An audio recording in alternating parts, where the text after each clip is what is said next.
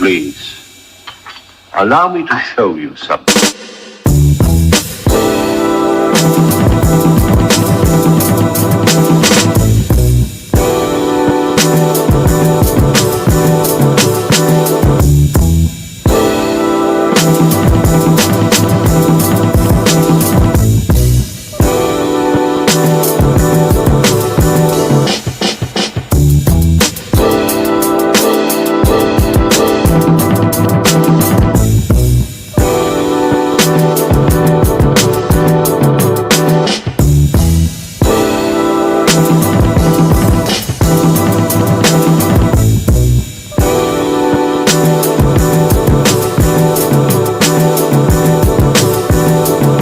Black, run that shit back, man.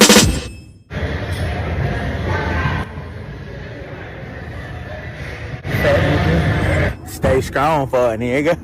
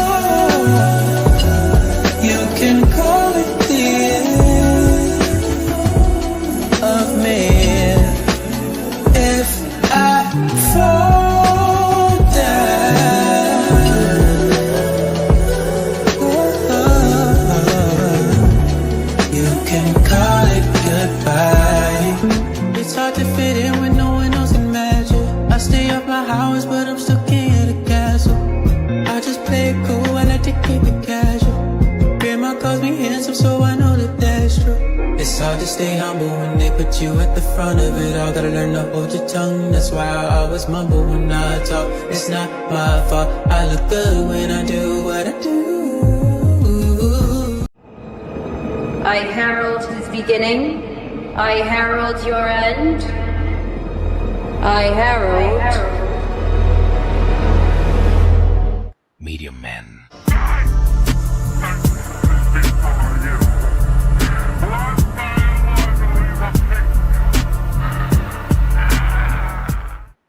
What's going on? Welcome back to another Medium Man Live on this special live stream. Today is your boy's 46th birthday. Man, I've been on this earth for a little bit, ain't I? You know what I'm saying? 4 years away from hitting that big 5-0, man. I feel strong. I'm still standing. I'm still strong. Yeah, I feel good. Had a great workout today, man. It was my first time in the gym in about 3 days.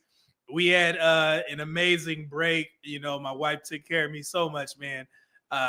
It's just truly a blessing, you know what I'm saying, to be here with y'all, enjoying, you know, doing this content. Great family life, man, enjoying my life. being healthy. Weighed in today. I bulked back up from 203 to 206.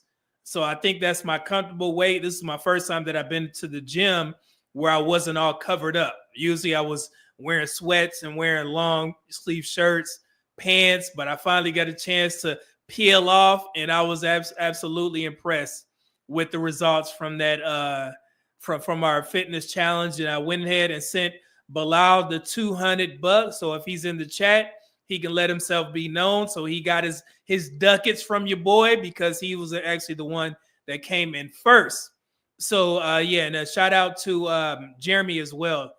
He came in third, but he's like the only one, including myself, that stayed with it and stayed in the green. So Bilal, he got his $200 today, man. Congratulations to you, spending in good faith.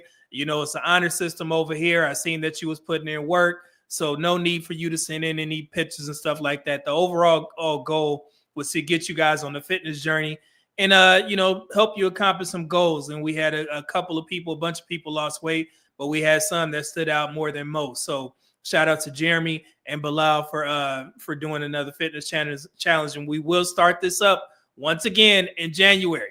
Okay. So if you want to get into it, man, make sure you sign up. It's going to be a good time. So moving on from that, we did have our high yield savings. Of course, I put my money in because I started on the 21st. So I'm going to keep that streak continuing. I think I got, let me see. Oh, yeah. So I put my ducats in. Hold on. So y'all can see what's going on.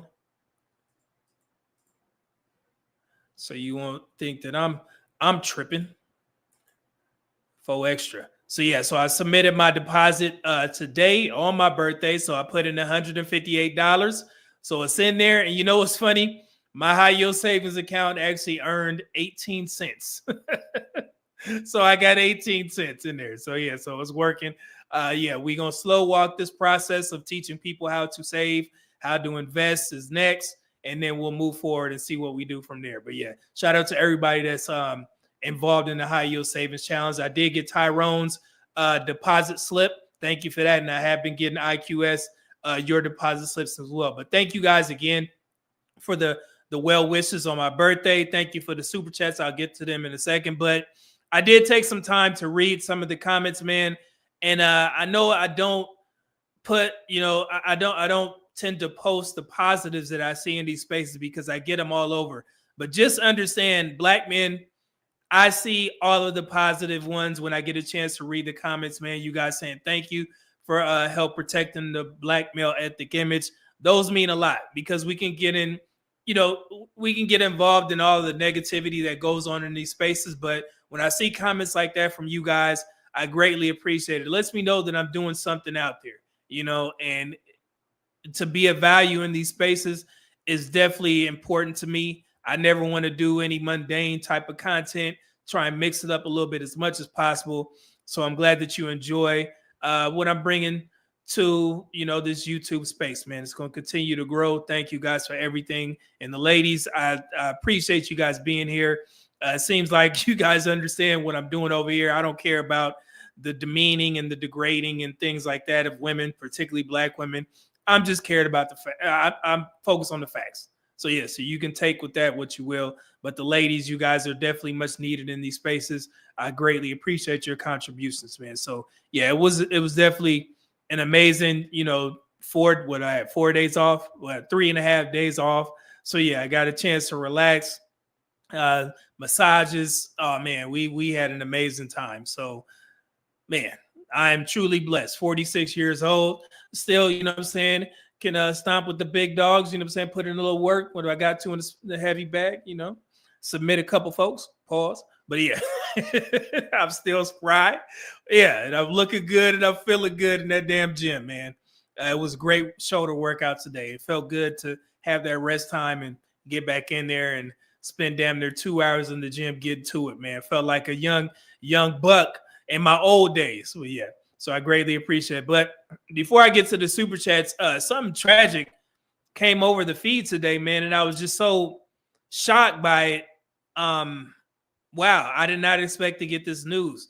If you guys haven't heard, Malcolm Jamal Warner famously known as Theo from the Cosby Show, he actually passed. Well, I don't know if he passed today, but they announced it today. I guess he had an accidental drown. It was an accidental drowning in Costa Rica, and that was just such a shock, to see, because I think we, in the past couple of months, we were just talking about the Cosby Show, and more in particular, I think somebody sent me the clip of where Bill Cosby sat down Theo and got out the Monopoly money and was teaching them how to budget and things like that. That was one of my favorite episodes, man. It's just so sad to see this. He was only 54 years old, and to see him gone, just to come across my timeline, that was just so heartbreaking.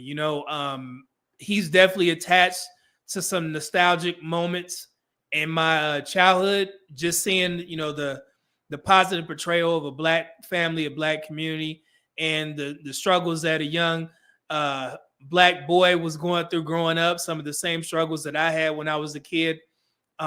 It's very unfortunate. I mean, wow. I did not expect that. Death is never expected, but he was such a bright dude, very smart, intelligent brother, man. I can't say enough about him. Like, it's certain people that you kind of latch on to as when you get older and you get to bro with them, you get to get old with them as well. And to see Malcolm Jamal Warner gone is just absolutely heartbreaking, so rest in peace to him, and blessings to his family. Hopefully everybody gets through this as much as possible. And if he has any foundations that he's created, I'm definitely going to support to it, because Theo, aka Theo, was definitely an important part of my childhood. So rest in peace to him. God bless, man. Love you, brother. Hopefully your family is getting through this, man. So shout out to Theo. Lord have mercy. That was shocking. But all right. So let's get back to the show, man. We got Dante Bryan in the building with the $5 bomb. He said, "Brother Double M, what up, though? Let me give you a drop, man. Here you go." Black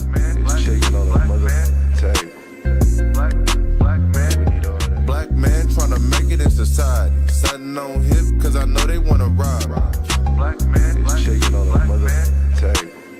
Black man, we need all that. Thank you for that, good brother. See here, and we got HVAC man with the $5 bomb. He says, "I couldn't help but notice your pain. Black men, my pain, it runs deep. Share it with me." I love that.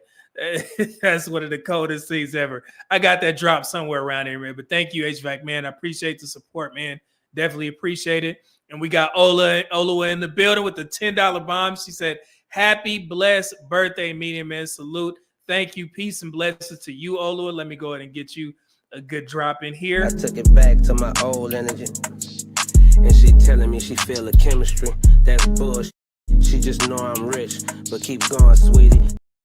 Yeah, and I'm gonna get a drop for the ladies. I got some cold music that I want to string together for the ladies. Oh man, it's gonna be cold, Ola. So the next time you send in a super chat on the next live stream, y'all gonna have your own drop. I promise you that. Thank you. I appreciate that. Air Force Reek with a $2 bomb. He said it's time for another Medium Man Live. Salute to you, brother. Thank you. Appreciate that. And another one from Air Force Reek, $5 bomb, said, "Also Barack is out here tripping. Definitely not listen to that BS. Man, that is wild work. That brother, he gone, ain't he?" Former President Barack Obama, man. I don't know what made him say that. Lord have mercy. Sweet Christmas. Okay, this world we live in. Hey, Air Force Reek. Jesus Christ. And you know what's funny? I said this before, and this is not a knock to him, but when I was in the military, I was in the military while President Obama was serving his 2 terms. All 8 years I was in the military. I can remember when where I was when we found out that he got elected president in what was it, 2008? Yeah, 2008, somewhere around there. And then when he left office, because a lot of things changed for me being, direct support and working at the Pentagon. We've seen a lot of things change. And like I told people, I think I felt the most protected when I, was serving in the desert, during wartime and, contingency efforts was when Republicans were in office. Because if we needed anything in regards to money for, to purchase certain things to keep us safe, Republicans seemed like they never had an issue with spending the bag. But when President Obama got in, I was actually deployed a couple places while he was, in his term, and it was scarce. The bread was scarce. I would say that much. And you can see it from a ground level. If anybody has deployed on multiple occasions, you'll know exactly what I'm talking about. You'd be in certain meetings and you would have to, struggle for ducats, and it was just a tough time. But he's I don't know, man. I'm not gonna speak, too crazy about him because where my book at? So I did read his book. It's somewhere around here. I don't know. Yeah. Where the hell is my President Obama book? Somebody stole it? Oh, it's somewhere around here. But yeah, I did read his book. I know his upbringing. I know his whole story. And just to see where he's at now it's definitely disheartening. It's definitely disheartening. I'm not going to, I'll leave it at that. I may cover it later on. Who knows? But it's disheartening. So. All right. Happy B-Day, Pool Man. Thank you. Thank you. And thank you to the moderators, man. I forgot that. Thank you, Pool Man, for putting all the links in the description. Greatly appreciate you. Especially, with all, that you do before the show begins, man. I greatly appreciate it. Thank you with the $2 bomb. Appreciate that, brother. And then Edwards Reek, $2 bomb, say happy birthday, good brother. Appreciate that, brother. Blessings to you. And then we got Dante Brown with the $2 bomb, said happy birthday, Meaty Man. I greatly appreciate it, good brother. I always support your boy. And then we got HVAC Man with the $5 bomb. He said, I got 19 years of youth on you, Media Man. But happy OG day. I appreciate that, good brother. Yeah, y'all young bucks, man. I'm saying? Y'all, I got to keep up, man. I'm trying to keep up, brothers. You know what I'm saying? I'm trying to get in this gym, stay, swelled and swole, jacked and juicy. Pause. Got to get it because y'all young dudes will cook me. But yeah, so I'm trying to keep up, man. Y'all keep me feeling young, especially when we do the Pop the Balloon reviews. I learned so much about the young folks, man. You guys are hilarious in the chat, and then I get to see the young folks on screen and how they act in regards to dating. Oh man, y'all don't know how much fun I have doing those Pop the Balloon reviews. Sometimes I can't stop laughing. I'm pretty sure I've lost about 5 pounds up here laughing at certain things and laughing at y'all at the chat. Oh my God. Yeah, it's such a joy. It makes me feel young to sit here and review those Pop the Balloons. We definitely gonna do that this week. I can't wait, man. You guys are amazing. The chat is unmatched, I promise you. Very respectful with your sneak disses in there. I greatly appreciate the commentary on the Pop the Balloons, man. Y'all I've learned so much. Seriously. So oh man. Let me see here. Let's see. Give me that. Okay, cool. What else? Oh, since we're here in this, and somebody asked me on Facebook, they were like, man, it's like, Media Man, is this true in regards to what was it? 40-year-old women actually having more births than young women? And I told him, I was like, yeah, because I talked to you guys about the birth rates a while ago, where I said the birth rates were slightly down, but we didn't discuss the 40-year-old women who have increased their birth rates. Okay. So, and a lot of people were asking, what does that mean? So I'm going to break it down for you. So if you're unfamiliar with what I'm talking about here, let me show you guys. And a lot of people were posting this, but they don't do the research, so they didn't get the full numbers. So yeah, so here you go. So this is what somebody asked. Well, this is the headline. For the first time ever, births to women aged 40 and older surpassed births to teenage mothers under age 20. And that is U.S. births by maternal age. And as you can see there, 40 plus women, 4.1% of the births in 2023. And then teen mothers, 4%. So they only beat them by, 0.1%. Okay. So yeah, and then all other births were 91.9%. So it's not that drastic as a lot of people were reporting. They were like, man, oh man, these 40-year-old women, but this is the first time ever. And it points to a lot of factors. And I got my notes here. I want to share this with you guys so you guys can understand what we got going on and why the numbers are like that. Hold on, let me bring this up real quick so I get my notes. Okay, so for starters, why is this happening? It's number one, it's a decline in teen pregnancy, and that's thanks to our efforts in these public health fields, better sex education, wider access to contraception, and shifting cultural norms. Teen birth rates are at historic lows, which is actually a great thing. If you grew up during my time around the 80s and the early 90s, teen pregnancies was a huge issue. Seriously. So if you're about between 40 and 50, you remember how important, staying away from being a statistic. My mom, put the fear of God in me and said, hey, you get a woman pregnant, I'm kicking your ass out. And I was like, yeah, that's all you got to tell me. So I used to run from the cat. So I didn't want to get kicked out. But yeah, and also there was a rise in older motherhood. More women are choosing to have children later in life due to career planning, financial stability, and advances in fertility treatments such as IVF, egg freezing, and donor eggs. Okay, so that's the second reason. And then number three, overall lower birth rate. As I stated before in one of our previous live streams, U.S. births dropped from about 4.1 million in 1990 to 3.6 million in 2023. That's a 14% decline. It's largely driven by fewer births among younger women. And as you guys know, in the Black community, Black women tend to have the majority of their kids before age 25. So the birth rates did decrease for Black women. I believe I want to say about 2%, if I remember correctly. So that's actually good. But what Black men don't understand is that if Black women's birth rates decrease, who do Black men have the majority of their children with? Black women. So what does that mean?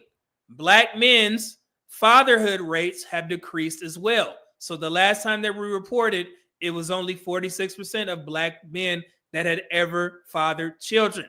So the next 4-year report is going to come out in, I want to say 2026. Okay, that should be released in January 2026. So I'm expecting a sharp decline in the amount of children that Black men have ever fathered. So now we're at 46%, and it should be lower than that. I expect between 43 to 45% decrease or whatever. All right, that's where the number will be at during that next 4-year report. So congratulations. I mean, some may say it's a congratulations for Black women for lowering their childhood rates.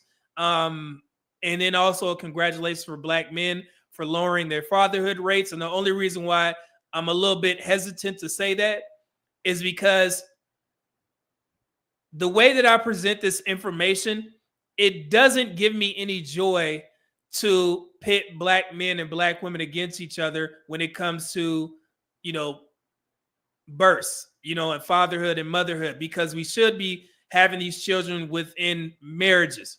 So when I say it's lowering, that could be considered a positive and a negative, because that could, point to a significant divide between Black men and Black women.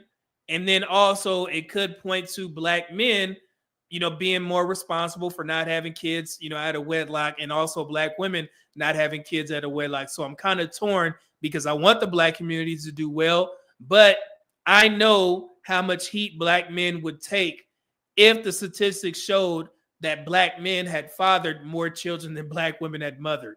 You see what I'm saying? So that's why I report these numbers to level set the conversation on the majority of Black men being deadbeats, because the majority of Black men have never even fathered children. That's a positive. And that's to debunk that narrative. But when we talk about building families, yeah, it's very tough, for me to, report these numbers and do it in a way where I'm celebrating, because it's not a celebration. It's just statistically, this is what's happening. And then also with the numbers of 40 plus women having more children, in the Black community, the children out of wedlock rates have not significantly declined. So you can point to the fact, my theory on this is that there are a lot more women who are having children, but they're still having them out of wedlock, for one. And no, IVF doesn't apply to Black women, because Black women are, among women, they're the lowest group that actually uses IVF and all that stuff, in vitro. Ebony K. Williams, that's a one-off. She had the money to do it. A lot of Black women don't have the money to do it. If you look into the cost of, freezing eggs and stuff like that, costs a lot of money. Okay. So, and Ebony K. Williams, if anything, she did a great job of explaining that in one of her podcast episodes. I remember she talked about that. But yeah, so it's not that, it's just, 40-year-old women are taking more time to go to school, get more financially stable, which is a good thing. And yeah, it's times are changing. That's all I'm saying. So, but what this means is that, let me see here. The change in maternal age distribution, women over 30 now represent about 51.4% of all births, up from 30.2% in 1990. The health and policy implications, while older motherhood often comes with increased health considerations, it also tends to be more planned. So that's a good thing. And then with better prenatal care, financial readiness, policies may need to adapt to a population that's starting families later in life. So when they say families, I would pray that people will start getting married at a higher rate, but that's not what we're seeing, in particular in the Black community. Okay. So this it is considered a landmark, because where women aged 40 and 40 plus collectively have more births than teenage girls, it refers to, all races combined. So it's not saying it's just white women, it's not just saying Asian women, all races. And the CDC, well, it hasn't reported the same milestone specifically for Black women. But like I said, we do know that Black women, their birth rate decreased a little bit. Okay, just a smidgen. It was a smidgen, but it is considered the steepest decline among all groups. So Black women's fertility in general, it was a 4% drop in fertility from 2023 to 2024. And yeah, that was the steepest decline among all major racial groups. So the total fertility rate among Black women decreased from 1.62 to 1.63 overall, but that does not isolate the 40 plus group. Okay. So Black women are having less children, which means that Black men are fathering less children. Okay. So I'm trying to pray this. But again, the caveat to that is teen birth rates among Black girls are also falling. And data shows that parallel declines across all racial groups, though Black teen birth rates are traditionally been higher. Okay. And they're still significantly declining, which is a good thing. Okay. So yeah, so I just wanted to go over that. And like I said, you can look up this information on the CDC website. They have a report called the birth rates, and then just type in 2025 and you will see all this information, so you can read it over and get all the information that you need. So yes, it is true. 40 plus women they had more children than younger women under age 20, but it's only by 0.1%. But there is a change going on. All right. So I wanted to get over that, give y'all a quick brief on what's going on. And let me get these super chats. Got Dante Bryan, $5 bomb, said most of them buzzer beater babies because ain't nobody getting married. Yeah, and that's the thing. The marriage rates haven't increased in regards to the Black community outside of from 2021 to 2023, which is when the last reports came out. It did increase a little bit more for Black men and increase a little bit for Black women. But yeah, it's still around the same. So Red Room Entertainment, $5 super chat said average cost to freeze eggs in the U.S. 10, 20 per cycle, 10, 20K per cycle. Yes. Yeah. It is a lot of shillings, coins, ducats. It's a lot of money, Red Room. So yeah, so it's very tough. And I know we say that so flippantly in the Black community, where I've seen it on podcasts where a woman, they'll talk to other women and say, well, just freeze your eggs. And it's like, you know how much money this stuff costs? It's just like, just out there. This is not normal.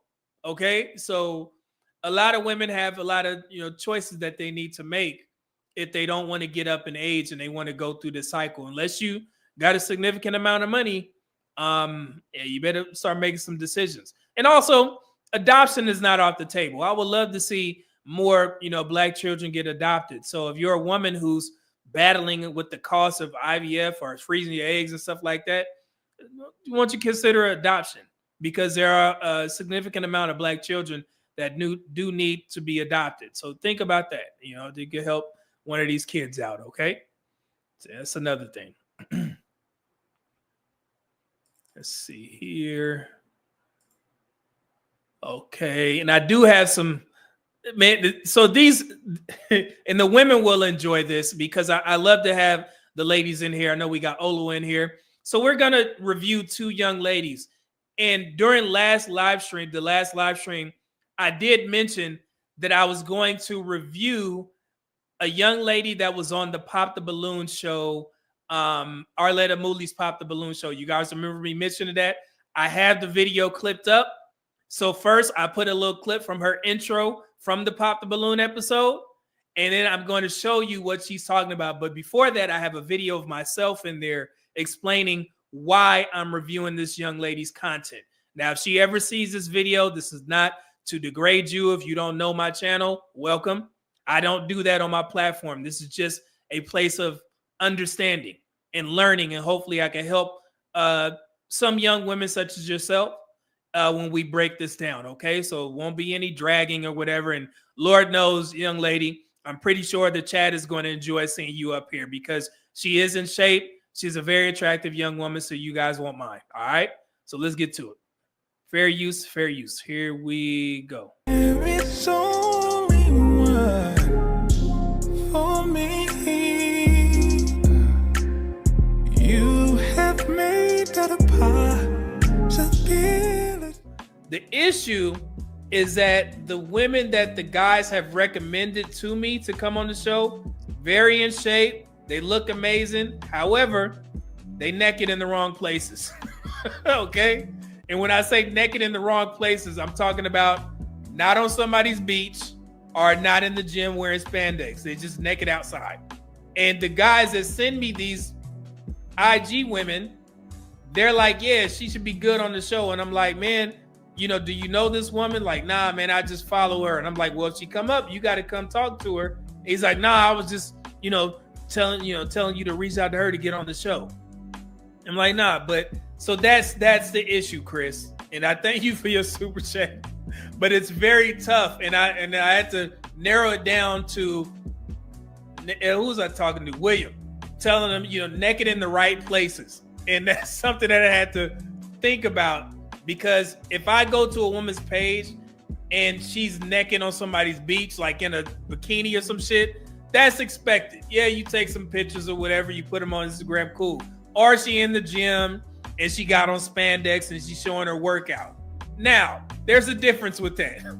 If there's a young woman in the gym and she's doing back day, but the camera is pointed at her cheeks, I know what you're doing. I can't bring you up with here, because the first thing y'all gonna do is go to her Instagram. Oh yeah, man, she for the streets. I hit though. I'm not looking for that. I'm trying to look for women that will be marriage material. So it wouldn't help if I bring women on there that y'all definitely think is attractive, but she naked, and then you're gonna immediately put her in the other things category. We try to get women that y'all would potentially wife up. So I know I may be a little bit picky, because if I open up the chat, then y'all can get a whole mixed bag, and it's gonna turn into another version of the Kendra G show, but shorter, because I'm not gonna allow people to embarrass themselves on my platform. It's okay. So I say I may be a little bit picky, but I think when it does pop off, it'll be well worth it. Okay, so this is the young lady right here. Her name is, let's see here, K Love. That's her YouTube name. So again, I just wanted to add context to this before we get into what she's saying, because sometimes these women are like, man, why are they worried about me? The reason why I like to review these types of videos is I can see that there's some things that she can do to change her situation, but I want you guys to be the judge if she's open to changing. Okay, listen to her videos. Let's get to it. Here we go. Chat, y'all good at this. Listen, and the ladies, Olua, listen to what she's saying. One of the responses that I have been getting, I'm not gonna lie, that does kind of get to me sometimes, is some people, a lot of men in particular, have been like, I thought you were one way on the show, and then I go to your Instagram and you're this way.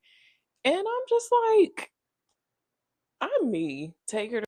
So you guys hear that? And like I said in my video, the first thing that men do is they go to the Instagram page. When they see you on the Pop the Balloon show, and I'm speaking to the women, when they see you on the Pop the Balloon show, they're going to go to your Instagram and they're going to see how you really are.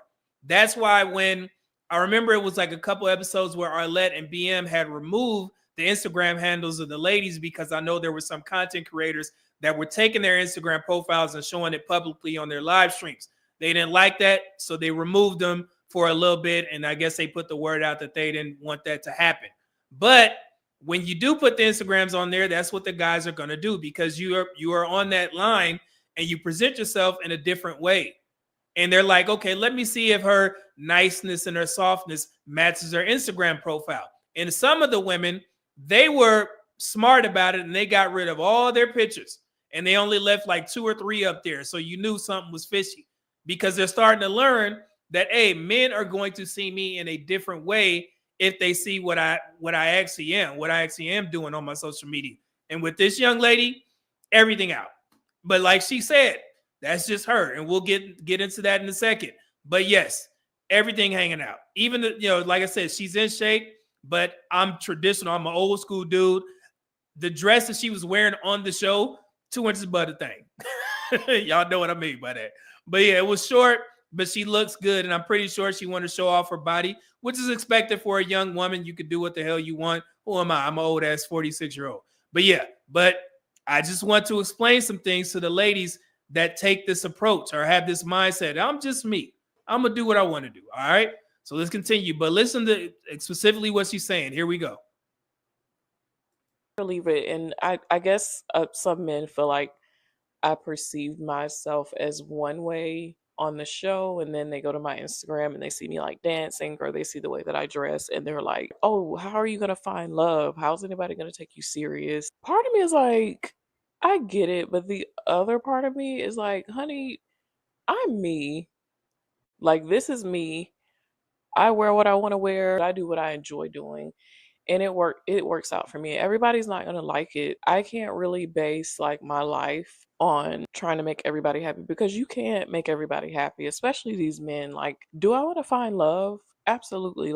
So you see that? I was waiting for her to say that. She said, I do want to find love. And I'm going to explain why there's a strong contradiction. Because as I stated before, I'm not going to put her, Instagram on there and show all that stuff. Nah. But she is, everything out. So, but again, that's just her. But she is looking for love. And that's why I brought this one up, because she said that. So it's not like she's saying, I'm just looking to have fun, because there are some women who are naked in the wrong places, and they have naked on Instagram, and they like, hey, man, I'm young. I'm having fun. I'm not looking to get married. Ain't no problem with that. But when you have a young woman like this, who has the potential to be somebody's wife, because she is an anomaly in the Black community. She's in shape. Okay?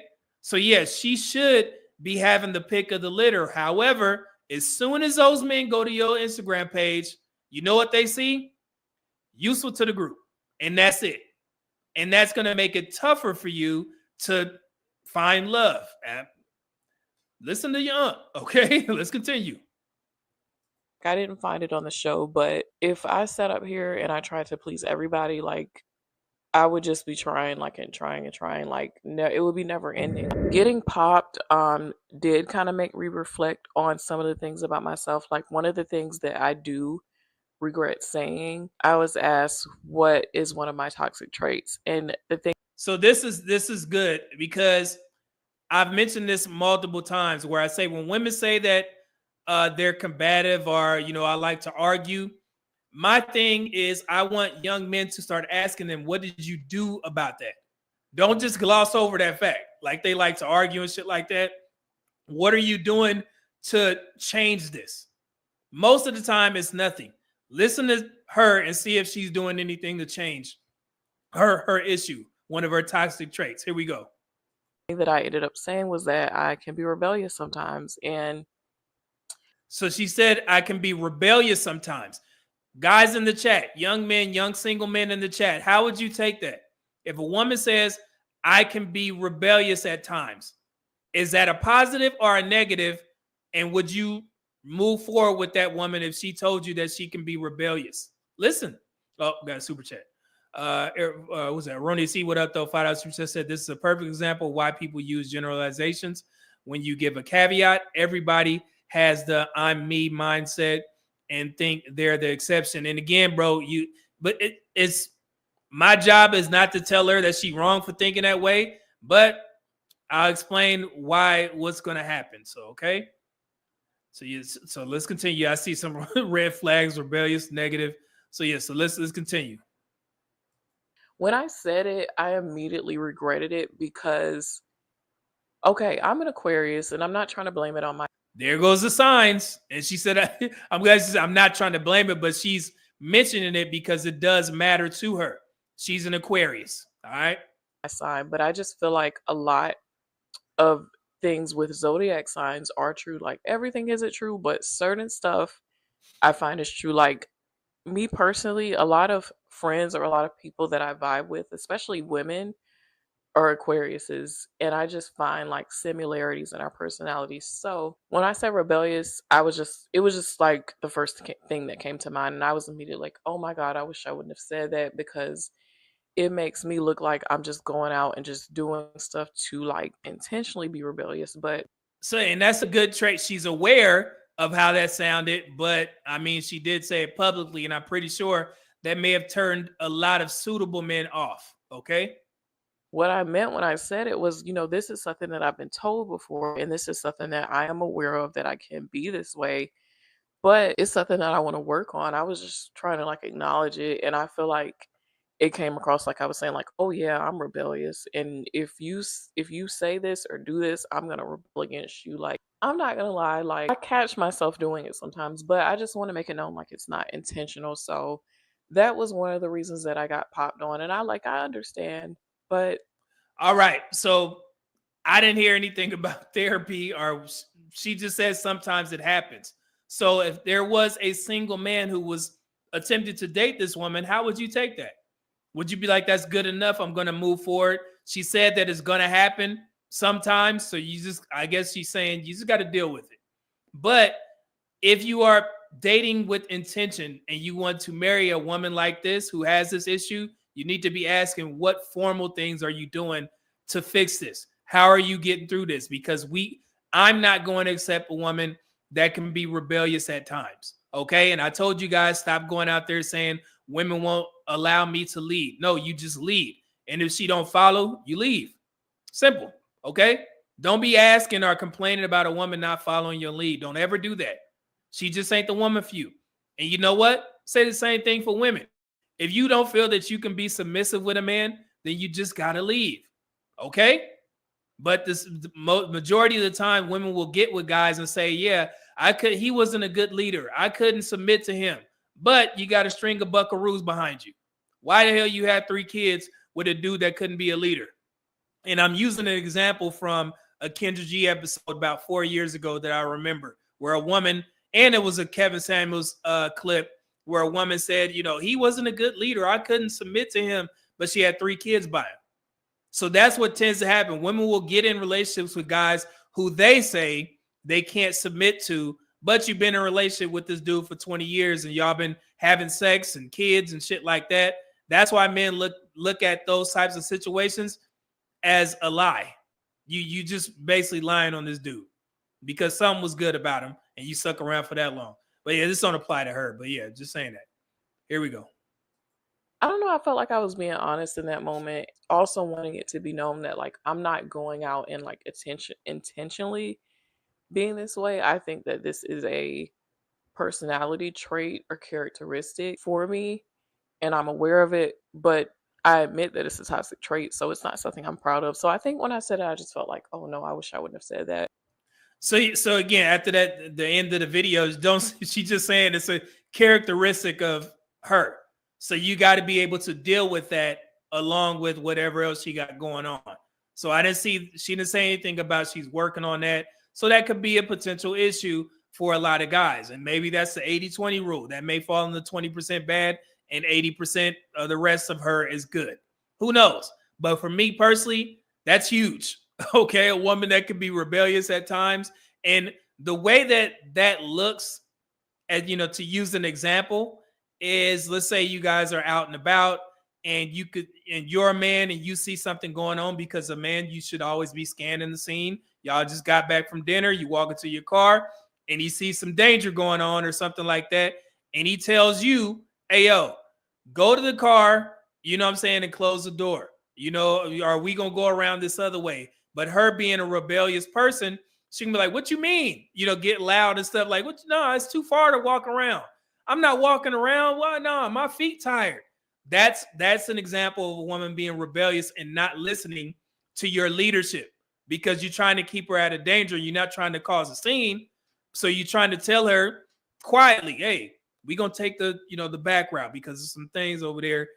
We can go right here. No. You don't want that. Okay. But that was her response to the Backlash for a video. But I want to ask you guys a question specifically to the single men. Do you think she plans on changing? You can put that in the chat. Do you think this woman plans on changing? In my opinion, no. But the good thing about the dating market is that she doesn't have to change, which allows her to live with the options that she is given. Okay? So this goes back to me saying that, hey, man, if I'm telling you the information how men are going to perceive you and you like, hey, this is just me, hands off. So you know what's going to happen. You good. So what I try to tell women like this is that there's far more men who wouldn't want his future wife half naked on social media. But those same guys, i.e. the good men, will put you into the other things category. Okay? Listen to what I'm saying, young ladies. And I want to be clear on this. Meaning that depending on how you display yourself to the world determines if a man approaches you with intentions of marriage or just sex. And listen, I want you guys to pay attention, both men and women, to what I just said.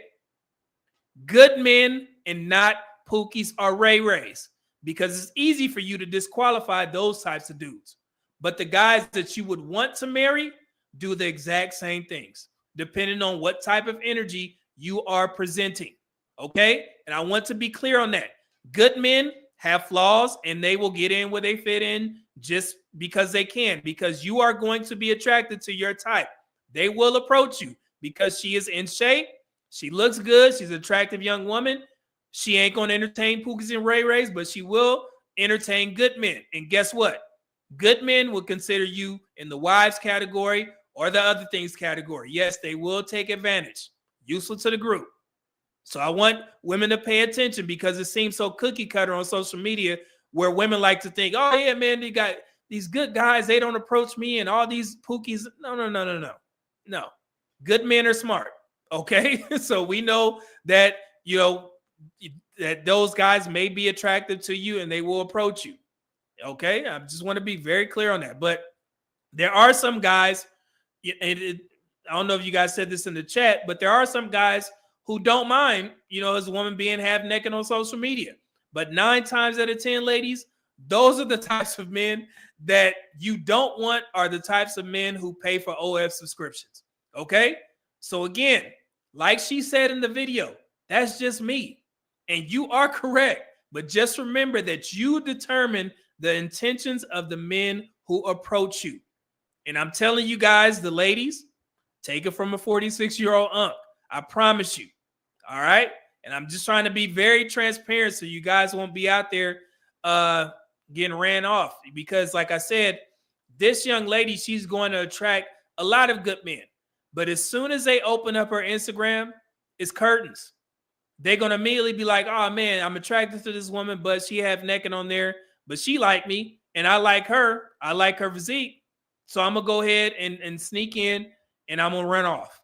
And that's what's going to happen. And if you're okay with that and getting those types of options from men, continue doing exactly what you're doing. Again, I have no issues with men or women living in their truths, okay? So if you don't mind being half naked, continue doing it and live with the results that are given to you, okay? Or the selection of men that are given to you, because I'm probably sure she's going to say that I attract good men and men who make a lot of money. Yeah, but you're still looking. And the issue may be your social media presence. She has a large following because she's half naked. Okay, like seriously, I have some of the profiles that you guys have sent me for the dating shows. They are light in comparison to what this young lady is doing on her social media platform. I'm just saying that much. It is wild work. Okay, but shouts out to her, blessed to her, and I hope she get what she's looking for. But I just hate to see a young woman go down this road where she has so much potential to find a guy, but now her footprint, social media footprint is out there. It's very tough. Okay. So blessings to her. Sweet Christmas. All right. So let me get to Dante Brown with the $5 bomb. Said, anytime I hear a chick say these men automatically disqualify, clear sign of the normalized contempt that a lot of black women have for black men. And you know what's funny, Dante? I listened to her whole video, and yeah, she went down that road. I didn't play it here because I only wanted to address a couple of things. But if you watch her full video, oh yeah, it's there. It's a small disdain for men, these men, and she went into it a little bit more. So it's very tough, man. It's definitely tough for these young women when they put themselves out there like that. Because you guys, Dante Bryant caught it. She is doing exactly what she said. Oh man, my guy William K. Jones with the 99, let's just say 100 ball. Say happy birthday, Media Man. Thank you for all you do, man. I appreciate that, brother. Man, you of all people, bro, you've done so much for my platform, man. I always reference you in many videos based off of the conversations that we had in the members group. Brother, this means a lot. Thank you for the $100 ball. You deserve sugar-free. Let me go ahead and get the Blackjack Tripper out here. You know, I just dedicate my whole rap style into just talking about a bitch bad to where, I mean, it's a difference. You got bitches and you got women, you know what I'm saying? And I grew up dealing with a whole bunch of bitches. You know what I mean? So you develop a way to deal with them. And, you know, I like to be known for the one who really gave it to him. William, go ahead and really give it to him. Pause. And we got Fly God is an awesome God. Oh, that's a cool name. I like that. Thank you for becoming a member, good brother. Appreciate that. Appreciate that. Another black man. Let me go ahead and give you a black man drop. Donated from, well, matter of fact, let's do this one. Here we go. I took it back to my old energy, and she telling me she feel the chemistry. That's bullshit. She just know I'm rich, but keep going, sweetie. Thank you, good brother, for becoming a Media Man YouTube member. Appreciate that. So yeah, ladies, like I said, I try and give out as much information as possible. Want to help you out because she seems like an intelligent young woman.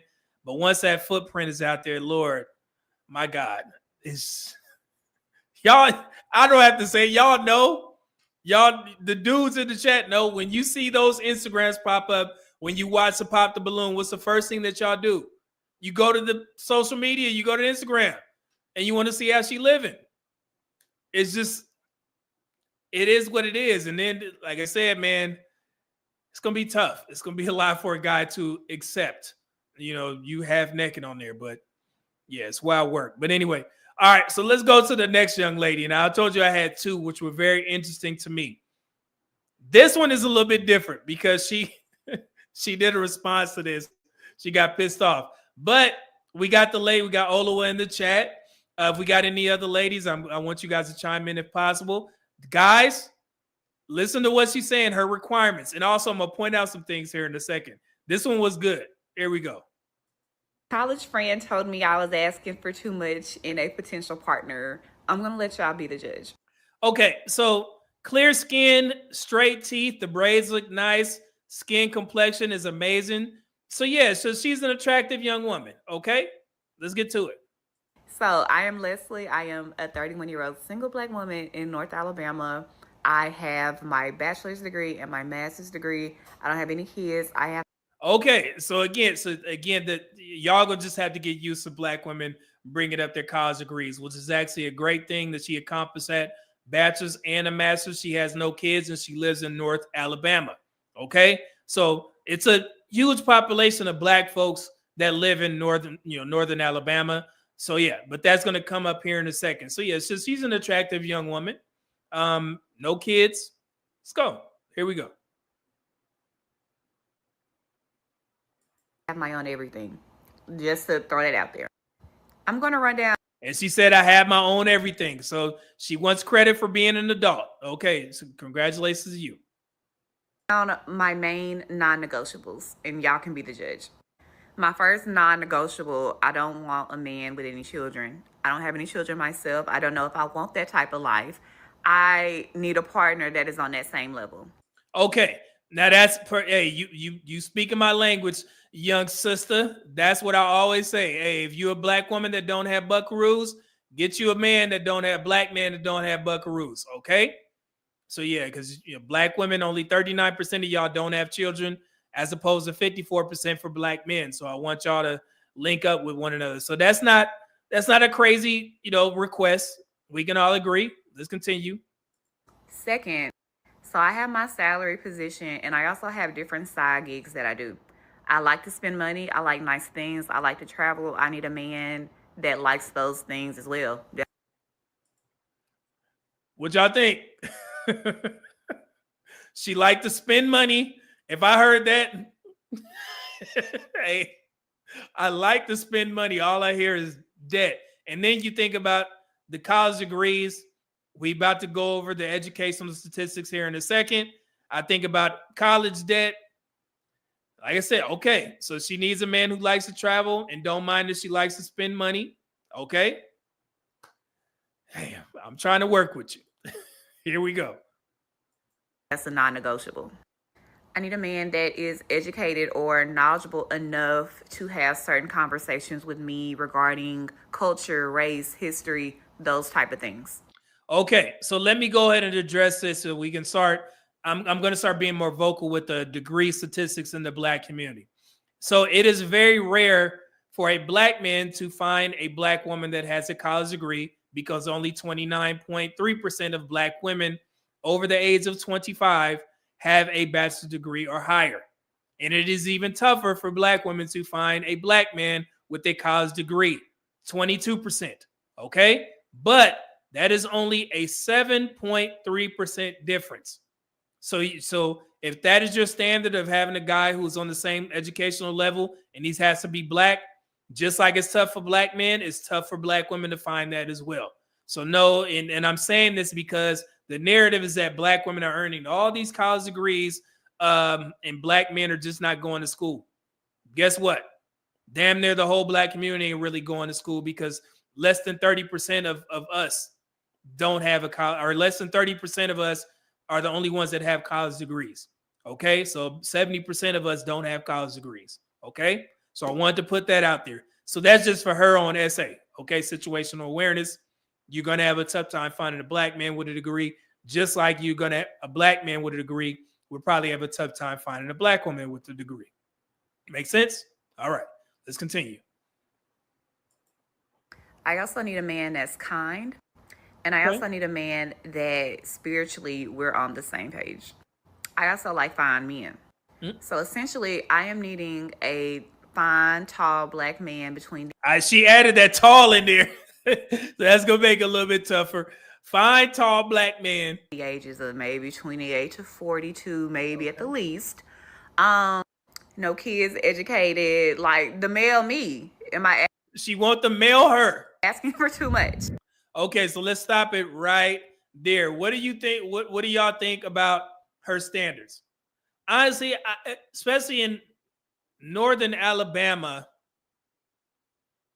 smaller up there, maybe tougher, because that guy that meets those requirements, who is in the 22% of black men who do have college degrees, maybe, may not be a significant amount of those men in northern Alabama, even though there's a lot of colleges out there.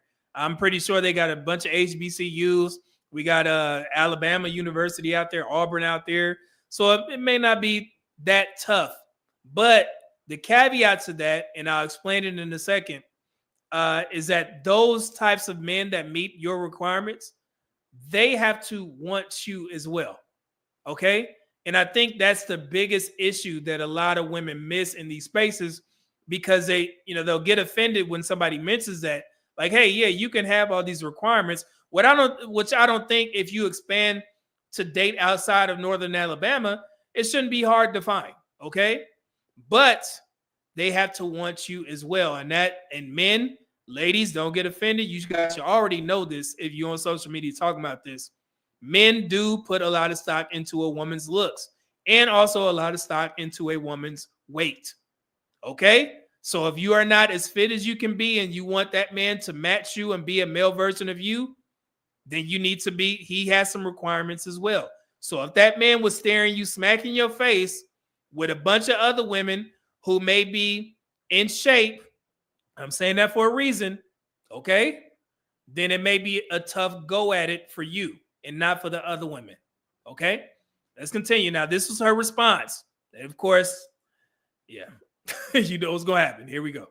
I made a video the other day basically sharing what I would want in a potential partner. And the comments were in shambles. You had men telling me I needed to lose weight. Right there. And again, young ladies like this, they don't listen to the men in their spaces and on their channel. They listen to the women.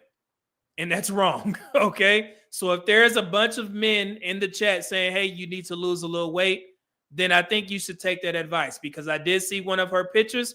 She does need to lose a little bit of weight, okay, to be competitive for the type of men that she is describing. And I say competitive, meaning that you're going to have to compete for that man. But I know a lot of women, particularly black women, don't like that they have to compete, so they'll just simply opt out, okay? Hopefully that's not you. But start listening to the men. If they're telling you, hey, you may want to lose a little weight to help your chances so you can attract a wider range of men to your, to your dating pool, then yeah, you might want to lose a little weight. Okay? But again, they don't listen to men. So let's continue. Older women telling me, oh, you might need a man with a child, or, you might need to date a shorter man. Why is struggle love only pushed on black women? So right there, she put dating a shorter man into the struggle love category. And that turned a lot of guys off in her chat. Yes, and it should. That is not struggle love just because a guy is shorter. Okay? So you just, I guess, X'd out a significant amount of men from your dating pool by saying, I guess you don't want to date shorter men. Now, I don't agree with women saying you need to find a dude with a kid. Lord knows in the black community, we don't need more of that. You know what I'm saying? Y'all, keep your standard of no kids. You'll be perfectly fine. But saying a shorter man is, I guess, translates to struggle love, that's nuts. All right. Let's continue. Why can't a black woman say what she wants without somebody trying to talk her out of it? Why? So, and I'm stopping it for a reason. Let me explain to the black women who think like this. You can, say whatever you want on social media, but the issue, or the reason why a lot of people get involved in these conversations when you guys have all these requirements, it's not because people are trying to shame you. They're actually trying to help. Because if you're a smart person, such as myself, I look at the statistics. I see that black women are the least married and the most divorced. And then on all these dating platforms, I see black women complaining about not getting the matches that they want, and they think that the dating apps are racist. everybody is saying that black women are the least desirable women, not because of your looks. If I had to guess, it would be off the attitude and the way you guys present yourselves on social media. That has a lot to do with it. So yes, people aren't trying to make a dig at you. They're actually trying to help, because it's tougher for black women to find a partner because a lot of men aren't choosing you guys. Your best bet is black men, of course, because we love y'all. But when people say, hey, man, you need to do this, you need to do that, in my opinion, I don't think they're trying to say that you need to settle. They're just trying to make sure that you get married to somebody. Seriously. It's not because you guys consider it settling, but if you keep your, all these standards and none of those guys, and I'm saying that for a reason because she did follow up. You're saying all these standards and you're not getting the results that you wanted, you may need to expand your dating pool. Okay? And that tends to happen when women get older. They'll start removing certain things. But you have to be the best version of yourself as well. And again, with men, it starts with weight. All right? So I'm damn sure not trying to shame black women. I want to see y'all married. But when y'all say stuff like this, it's nothing that, we can do. All right? So let's continue. Why are black women, why are we policed for wanting more? See? A college friend told me I was at. So she was, and that was the end of the video. It's very quick, but there's more to this. She was saying police for wanting more. She was very active in the comment section, and I was reading some of her responses for this, and I want to read one to you that was very telling. All right. She said,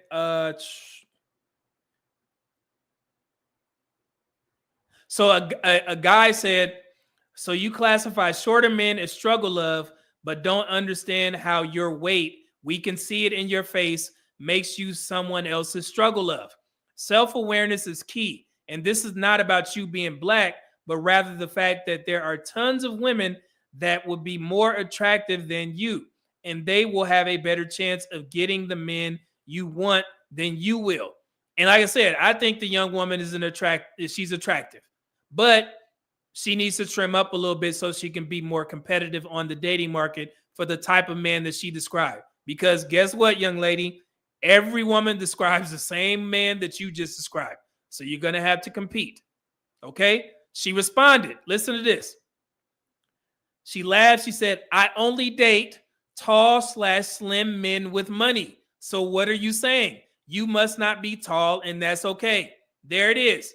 What did I tell you guys when we did the Dr. Bryant breakdown? She's trying to win at both ends. Women like this, they can't show vulnerability on social media. So she made the post asking, do you think my standards are too high? Which alludes to the fact that she's having an issue with dating. But in the comment section, she's saying, well, I already date tall men with money. So my question would be, so what's the problem? So why is she complaining on social media if you already date those types of men? You see what I'm saying? So these, the ego is too large. And when you make a video like this, one is going to assume you're making it for a reason. But when you get cornered, it's like, well, I already date those men. So why did you make the video? You're good, supposedly, right? Why would you make a video complaining and then say, well, I already date these? I promise you, the women that are getting the type of outcomes on the dating market, they're not making videos like this. Seriously. So for her to say, hey, I'm already winning, I just made this video, that's absolutely nuts. Trying to win at both ends. So at one point, you got to be vulnerable. Either you don't want to change and you're getting bad results from the dating market, or you are going to change, you are making that video so you can kind of motivate yourself to do the things necessary to get the types of guys that you want. Trying to win at both ends, man. And then she also made another point in the comments saying that she doesn't date in North Alabama. So even in the place where she lives, she says she doesn't date there. So I don't know how that's going to work. Like, from a logical standpoint, if you don't date in the place that you live, you're just looking for guys to fly you out and date like that. You expanded your dating app profile to other cities and states and shit, and you're going to do a long distance. That may be tough. But if you build for it, Hey, so me, baby. So yeah. So what did y'all think about her? You know, I think she has some room for improvement, and it was multiple videos where she was cooking men, and that's expected because some of the guys can be a little bit harsh. I do understand, but that guy, he was rather fair. You know, maybe a little bit some digs in there, but he was telling her the truth. But like I said, that the issue is that a lot of women, black women in particular, they don't listen to men because, for one, I get it. You probably don't respect the men under your comments, but when you make a video, I mean, I would take some of that advice. Or if it gets to me and you don't respect me, but you can listen to the video and you can understand some things that's coming from a good place, I mean, hey, hopefully it helps. But if I was you, you're already attractive, but I promise you, if you get to the gym, you get into the gym a little bit more, you will get the outcomes that you want. You know, you'll get more men. I won't say that it's guaranteed that you will get married, but you will get the guys that you want to date. They will be in your dating pool. But you got to let some of that bravado go by lying up here and saying that you already date tall men with money. And I'm saying this a lie because why would you make the video? You good. Okay? So yeah, so hopefully that helps. Blessings to her, and hopefully she gets the outcomes that she wants. So it's tough, man. Sometimes you got to let it go. Let me see here. Aronia C with the $2 bomb said, I think Kyle's was her best chance, respectfully. And then Dante Bryant $5 just said, black women are the fastest demographic, this guy. the fattest demographic and have the most children out of wedlock. Black men literally get shamed if we don't want that. Struggle, love, really? Oh, I'm glad you mentioned this, Dante Bryant, because you know what your boy does for a living. I'm a statistician. So wait till you see what I got next. I've been working on this. Here we go. HVAC man, $2. Who just said, girl, bye, go find a treadmill. Sweet Christmas. Dante Bryant, $2. Who just said, bro, 8 with that one. Yeah, that was some good feedback from him, man. The Real Books, $2. Who just said, after her value plummet, she'll negotiate sentency, and that's what happens. It's like I don't want that to happen to these women. You know, be a statistic, having buckaroos 40 and up. She's young. It's really some tangible things that she can change right now. Just to wait. And she'd be all right. Why? Man, and I said this on another live stream. I was like, bro, if all men had to do was get in shape to get the outcomes that they wanted, oh my God. You'd be like, that's it? Like, that's all I got to do. All I got to do is get in shape, and I'm going to get a wider range of women coming at me. Boy, my God. If that's all it took, man, that would be hitting the jackpot for men. So that's why I'm like, men are very easy to please. Very easy. It's be nice and be in shape. Shit, I don't know. What else you need? We figure out the particulars later on. But you in shape and you nice to me? Oh man, it's money come flying out pockets for dudes. Oh, she's nice to me. Will you marry me? Look, Cedric, he said everyone walk around like superheroes. Yeah, action figures. That's all it took. All I gotta do is get in shape. Oh man, let me get my gym membership. Women, it's so easy. I promise you. So funny. All right. So I'm glad Dante Bryant mentioned that. I've been working on a project here. I haven't made it pretty yet, but you guys will definitely enjoy this. And I've been mentioning this a couple of times about this. I've been asking questions. What level are women talking about? He's not on my level. It's not enough good men. There's not enough good black men out there. They're not on my level. So I decided to put together some using all of my educational skills because my group degrees do come in handy. And I put together a breakdown of the 12 most important social media talking points that can be quantified, and I ranked them between black men and black women. Now, I didn't do this to cause a competition. The only reason why I brought this up is so people can shut the hell up about this whole level thing, and we can stop having these dumbass conversations about who does more in what particular categories. I put everything into one breakdown to show you guys how things shake out. Okay? This is going to be good, and you guys are in for a treat. If you're just tuned in for the book review, it's my birthday, so you know I got to bring some stats in this.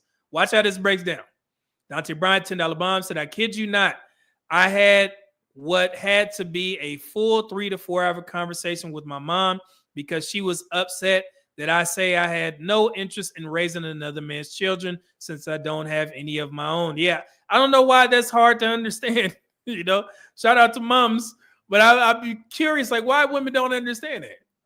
That's let me get you a drop, man, for that $10 and up bomb. Here we go. Black man, shaking on a mother table. Black man trying to make it in society. Sitting on hip, cause I know they wanna rob. Black man, shaking on a mother table. Black man, we need all that. All right, thank you, good brother. So yeah, I have videos on every category. I told you guys I was doing this for about 3 years where I broke down all the statistics, all the updated statistics, and I put it in a program, and this is what we came out with. And I promise you guys, I may sell these when I make it pretty and put all the little links and stuff, put it in a PDF. I don't know, we'll see. But watch this. Can y'all see? No, this is good. Y'all can see that, right? Okay, so at the top there, it says black men versus black women. Bachelor's degrees are higher. You guys can go on my page. You can see all the videos. I have all the links in the descriptions so you guys can get any information that you need from this live stream. So if you're asking where are the references, go to my videos and you will find them. Everything is in there. So this is just a conglomerate, or I guess a data breakdown. All right. So I want y'all to take a look at that real quick while I pull this up. Hold on. Black men trying to make it in society. Some on hip because I know they want to rob me. Where been? June, where you been? Hold on, let me bring it up. Black man. I'm leaving it up there for a little bit so you guys can look it over.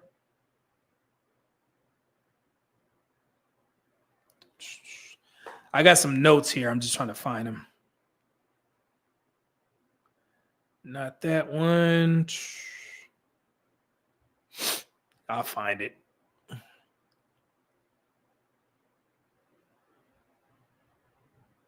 Not that one.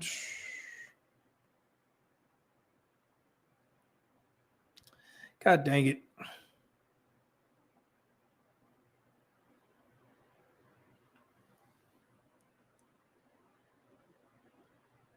That's not that.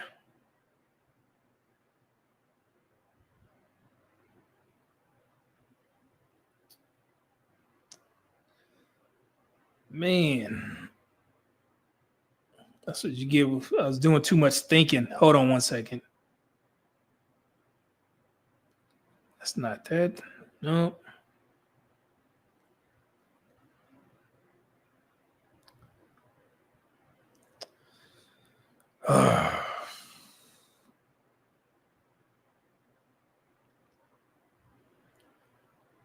One second. Almost up because I want to share some of this stuff with you guys. Positive, negatives. Is that it? Yeah. Okay, I got it up. My bad, y'all. All right. So this is the education argument. So as you guys can see there on the far right, you see that green? That indicates who's leading, who won this particular round. Okay. So percentage with bachelor's degrees. Black women, 29.3%, as I mentioned earlier. Black men, 22%. That's a 7.3% difference in favor of black women.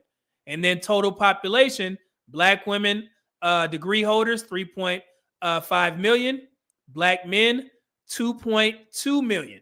That's a 1.2 2 million difference in favor of black women. So black women actually won that round of education. So let me bring myself up here.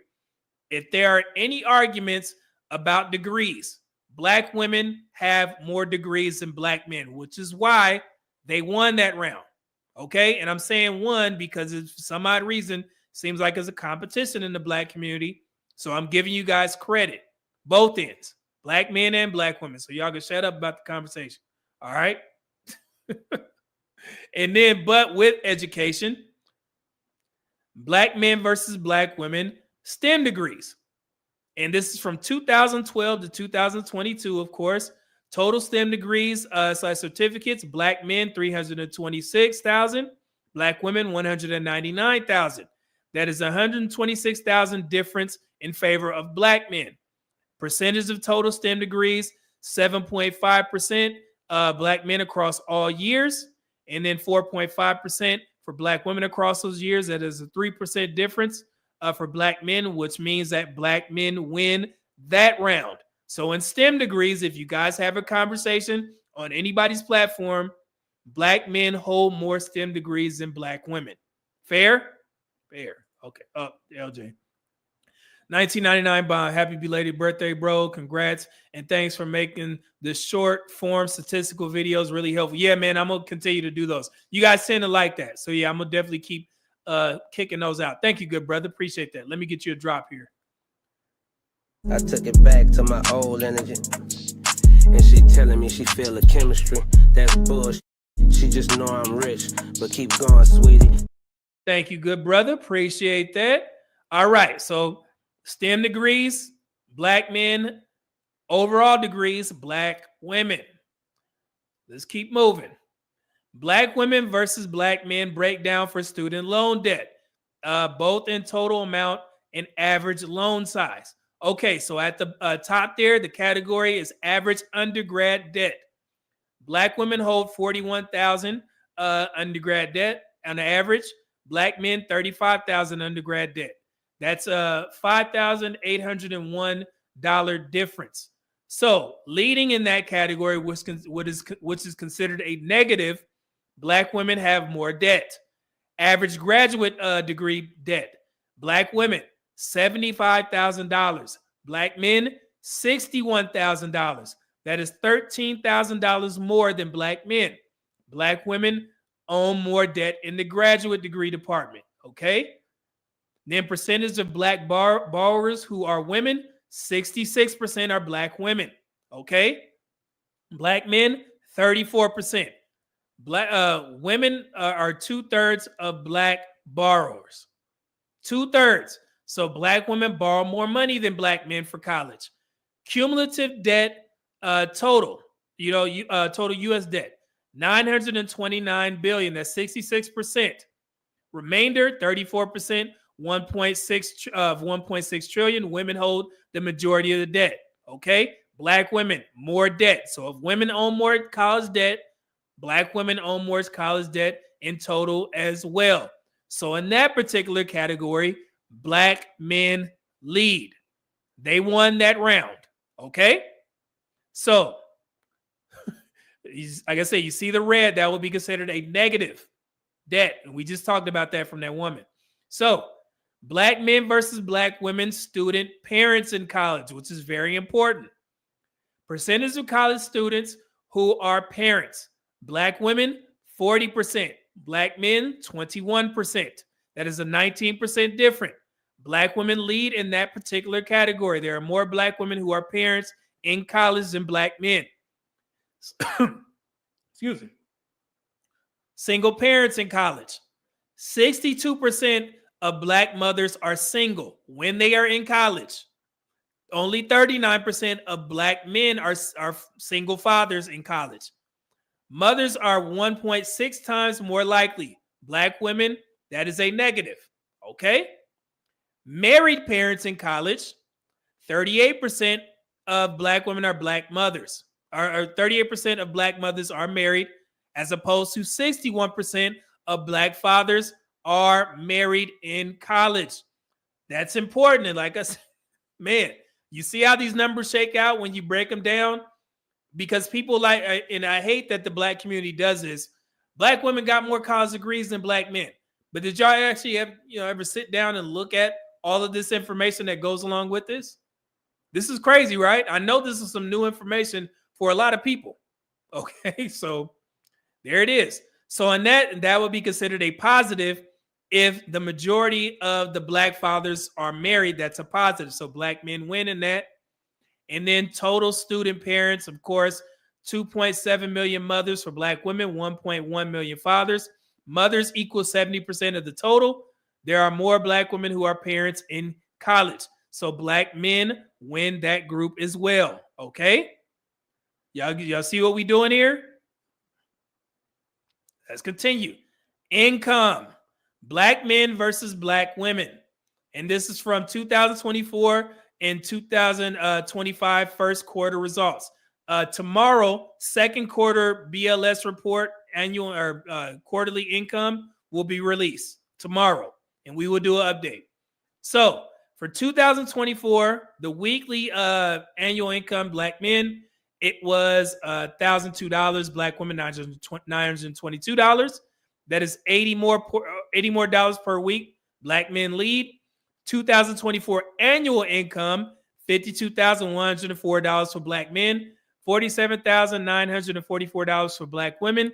That is a $4,160 difference in favor of black men. 2025 quarter results weekly. It was $1,118 for black men, $978 for black women. But again, if you look at the results up there, black men significantly increased their quarterly earnings from the 2024 weekly. Black women increased as well to $978. That is $140 more per week for black men. And then the 2025 quarter annual estimates. This is just a simple estimate. So what this means, and let me make myself clear here. If everything, let's say if black men earn $1,118 every quarter, 4 quarters, then they would end up earning that amount for the whole 52 weeks of the year. Okay, $58,000. But like I told you guys, I predict that black men have increased their income this year. So I'm expecting a small, uptick tomorrow with the, with black men's earnings. Okay. So this is what it would look like. And this would actually be crazy if black men were able to keep this up. $58,136. Black women, and this is actually a great thing, black women would finally crack the $50,000 mark at $50,856 for the year for the estimate. So if they keep earning $978, then black women would eclipse $50,000 for the year. That's actually a positive. And then that's a difference of $7,280 in favor of black men. Okay. And the reason, my theory on me expecting black men to increase their earnings, because typically the earnings for black men in the first quarter, they tend to drop, and then they tend to increase in the fourth quarter because you have to work more hours. Kids need toys and shit for Christmas. You know what I'm saying? So black men and men in general will tend to work more hours so they can, I guess, have the income for the holiday season. So that's why I say black men, I expect that there will be an increase, but these next 2 quarters, the second and third, will be important. That will be the most important. So that's why I'm heavily anticipating this quarterly release tomorrow. All right. That's some key insight. All right. So black men, in regards to earnings, black men earn more than black women. Okay. Black men win that. And then 100K earners, black men versus black women. This is $926,000 for black men, $721,000 for black women. That is a $205,000 difference in people for black men in favor for black men. And then with the representation of the respective labor force, that is 6.09% of the 15.2 million of black men in the workforce. And then that is 4.26% of the 16.9 million black women in the workforce. So that is a 1.83 percentage point difference in favor of black men. So black men have more 100K earners because that seems to be a sticking point because people point to there being more black women. That is true. There are more black women in the workforce. There are more black women in our black population. However, that doesn't shake out in regards to 100K earners. Yes, there are more black women, but black men still have more 100K earners. Okay? Just the facts. I don't care about your feelings. Go somewhere else with that foo-foo. All right? Let's continue. Are y'all, wait, let me ask a question. Is this cool? Y'all don't mind me going straight through this? You know, you're learning. We good? Put a 1 in the chat if we good. 119 folks in here. Let's continue. Now, black men versus black women home buyers. And I did it for the single black population. Single black women, give yourselves a pat on the back. 33% are percentage of black home buyers. They are leading. Single black men, only 12% own homes. I know you got, let me bring myself up here because I know what's next. Men don't tend to purchase homes when they don't have a family. I agree with you. However, when we're doing this breakdown, none of that shit matters. All of the excuses in regards to why black men or why single men in general don't buy homes, the black community don't care about that shit. Okay? So you just wasting your breath or you wasting your keystrokes if you type that in the chat. I'm telling you, if you get on somebody's platform and you mention that, then black women gonna probably cuss your ass out because they take pride in that 33%, the single black women, okay? Just want to, you can do it, but I just want to put that disclaimer out there. But overall, the black community, the majority of our homeowners are married couples, okay? But black women actually represent the highest group of singles who by percentage points. So that 33% is the highest among all singles. So again, shout out to black women. Black women actually win that category. They win that group. There it is. A Brown 199 super chat said, I'm stepping in late, but happy birthday salute. Hey, I appreciate that, good brother. Good to see you. We ain't even got into the book review. So you right on time. Appreciate that. All right. So yeah, so black women actually win in that. Now, here we go. Black men versus black women, overweight and obesity. This is important conversations on the dating market. Overweight or obese, black women 79.6%, black men 70.9%. That is an 8.7% difference. Black women are higher. Obese only, black women are higher. CDC 2018 obesity snapshot, black women are higher. And then another report, another estimate of, let's see here, 2017 to 2020. And I got 3 just to be clear. 58% obesity only, 40% obesity only for black women in favor of black women.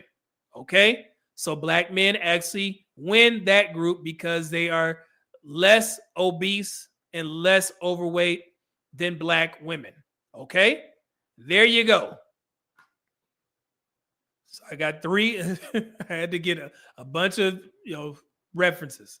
So we can move on. Now, black men versus black women when it comes to ownership of black-owned businesses. Percentage of black-owned businesses, black men 59%, black women 41%. That is a plus 18 percentage points in favor of black men. Very simple. Black men own more businesses than black women. And then marital rates, black men versus black women. Pew Research Center, 36% to 29% for black women.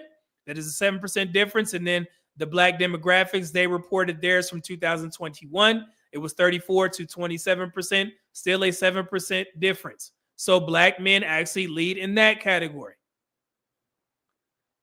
Now, black women have birthed more children than black men have fathered. And you can see the breakdown right there. We've covered this from 2006 to 2010, 2011 to 2015, 2015 to 2019. Now, the reason why this is a positive for black men is you are more marriageable on the dating market if you don't have children. Hell, we just talked about men opting out of taking care of somebody else's buckaroos. Dante Bryant had an argument, a little scuffle with his mom about him not wanting to get with a woman with kids. We know how prevalent this is. Those men and women go at the top of the dating pool. When you don't have kids, you're at the top. It's just something that you all got to understand. All right? Not so much men. I'm talking to the women. Y'all know how these conversations go. It just is what it is. All right. Let's see here. And then this is just a measurement of total adults, 11.4 million, 10.7 million black men. There are 0.7 million more black women. Percentage you have a child, and this is the estimates, was 61%, 46%. And then estimated parents, 6.9%, 9 million for black women, 4.9 million for black men. There are 2 million more mothers, okay? 2 million more mothers. Let's go here. Now, incarceration rates. Black men, yes, you have way more people incarcerated than black men, than black women. Even though this is expected amongst all men and women, yes, in the black community, this is important.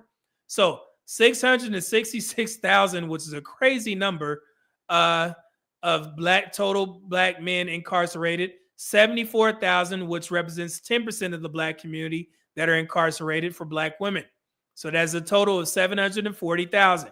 And then the percentage is 2.87% of total black men. That is 23.2 million black men. So even though it is 666,000, that small amount compared to the total population of black men only represents 2.87%. Okay? So if the question is, where are the good black men? They're running around out here. To make it plain and simple, they out here. Let's stop that narrative. And then for black women, that is 0.30% of their 25 million population, which is actually an amazing thing.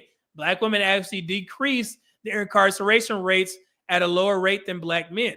So shouts out to black women. So men are incarcerated at 9.5 times the rate of black women. Percentage not incarcerated, 97.1 million for black men, and then 99.7% for black women. Okay, not too huge, big of a gap, but it is what it is. Then the difference is 592,000 more incarcerated black men than black women. All right, black women win that category because that is very important on today's dating market. There you go. All right, so that's the end of the list. So did I miss anything? What else? So I'm not done. I'm definitely not done because we got something else that I'm about to show you.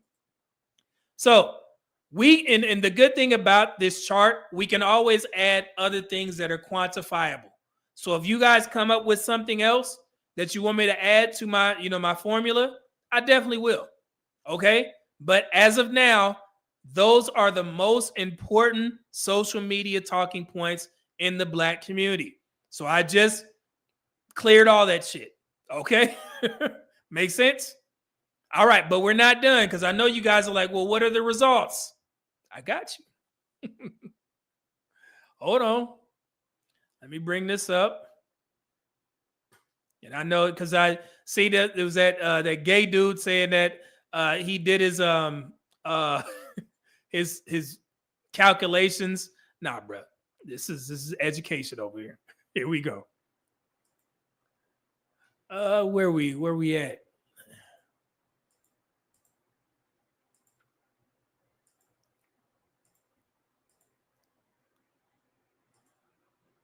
All right, check this out. Let's see if I can make it larger. Pause. Big pause. All right. So here's a summary. Can you guys see that? Or do I need to, because if I make it a little bit wider, I'm going to have to do like this. And then you got to go over. I think it's better if we do it like this. So, and I even gave reasons why it matters for dating. You guys see that? So, bachelor's degrees. Who leads? Black women. Why it matters. Education often correlates with stability and social compatibility. So, black women, remember that. You having more degrees than black men, that's why it matters. Make sense, guys? STEM degrees. Black men. Higher earning, high demand career fields, which is absolutely a positive. Less student loan debt. Who leads? Who has less student loan debt? Black men. Financial burden and long-term planning. Okay? So that's why it is a negative. Okay? Fewer student parents. Black men have fewer student parents. More flexibility, fewer obligations. That's why if you have no children on the dating market, that puts you at the top of the list. You know, I mean, based off other things as well. But first thing that people look at is do you have buckaroos? Okay. Now, higher median earnings, black men. Why it matters? Financial provision and stability. Okay. More 100K earners, strong economic positioning in favor of black men. More home buyers, black women. Long-term planning and asset building. So that's actually a good thing, okay? Of course it's a good thing. Black women, give yourselves a pat on the back. Lower overweight / obesity rates. Favor of black men. Health, attraction, and discipline. That's why it matters for dating. Ladies, you hear that? Specifically that young lady from North Alabama. Okay, remember that. More business ownership, black men. Entrepreneurial drive and leadership. So shouts out to you, black men. Higher marriage rates. This demonstrates commitment and selection. So, and I know you guys say, well, if they already married, they don't count. But those married black men represent the total population of black men. So when you're considering marriage, black men are more marriageable than black women because they have a higher rate. They've shown that they can get married at a higher rate, even though there's close to 1.5 to 2 million more black women out there. Black men still are married at a higher rate, which is why it demonstrates commitment and selection. Black men are choosing women, women are choosing black men. May not be high, 36%, which is somewhat respectable. It can, I'm pretty sure it's going to get higher, but yeah, that's why. All right. I can tell when the conversation is good. Y'all be quiet in the chat. I like this. I'm not the only one that like doing this type of stuff. All right. So fewer with children. That's black men. Fewer obligations and greater dating flexibility. Okay, we got that one. And then lower incarceration rate in favor of black women. Freedom, safety, availability. So that is a positive for black women. Shouts out to you. So categories 1, out of those 12, 9 belong to black men. Black men won 9 out of 12 categories. Less debt, higher income, better health, fewer kids, more marriage ready. Black women won 3 out of 12. More educated, more likely to be homeowners, far less likely to be incarcerated. So those are the positives for both groups. So again, if you have one of these social media conversations, feel free to use this information and you can do the research for yourself. Matter of fact, I would encourage anyone to type all of this into ChatGPT and see what they say. I encourage it because I promise you, the programs that we use at work, we good. Okay, so yeah, all right. Yeah, challenge me. All right, so you see that, but we're not done. So matter of fact, let me bring up myself up here. Who's the better option for dating? What do y'all think? What did the calculations come out to? Who's the best option for dating? Black men or black women? Let's take a look.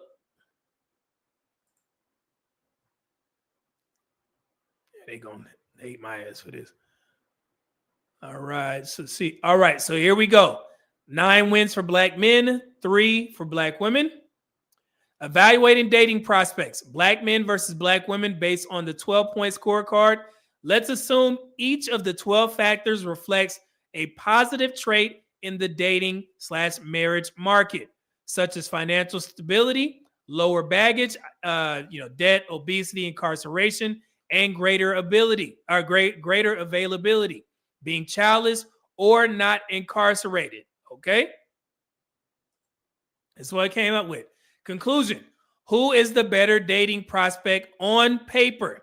Statistically, based on this data set and the factors that matter in long-term relationships, black men come out as better dating prospects overall in 9 out of the 12 categories. They are less burdened by student loan debt, earning more and more likely to make 6 figures, less likely to be overweight or already parenting, more likely to own more businesses and be married, demonstrating commitment, as I stated. Yes, black women are better educated and far less likely to be incarcerated, which are huge positives, especially in professional and legal stability context. But when it comes to total dating market readiness, financials, freedom, family obligations, and health, the data favors black men. But I'll put a caveat in here. This is a statistical generalization. Individual character, communication, emotional health, and personal values matter far more in actual dating success than averages. And I made sure to mention that because when Kevin Samuels used to present his high value thing, people used to always say, well, what about character? Brother, we can't quantify that. Everybody be acting a fool out here sometimes, okay? So you got to figure that out on yourself, for yourself. But as I stated before, on paper, based off of the social media conversations that folks like to have, black men are the better dating option. Fair? Again, if you guys want me to add more, stuff to it, I definitely can. But that's what it shakes out to. So this is for every black woman who is saying that black men aren't on their level.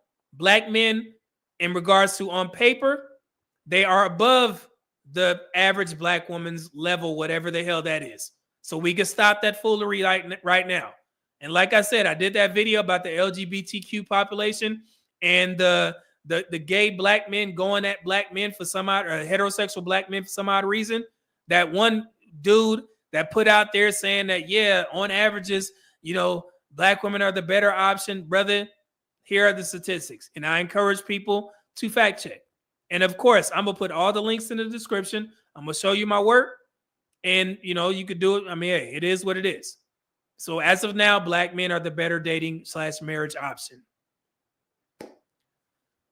Sweet Christmas. That was a lot. You happy now? So everybody can shut up. Oh, man, I need some water. That was a lot of talking. I know y'all don't like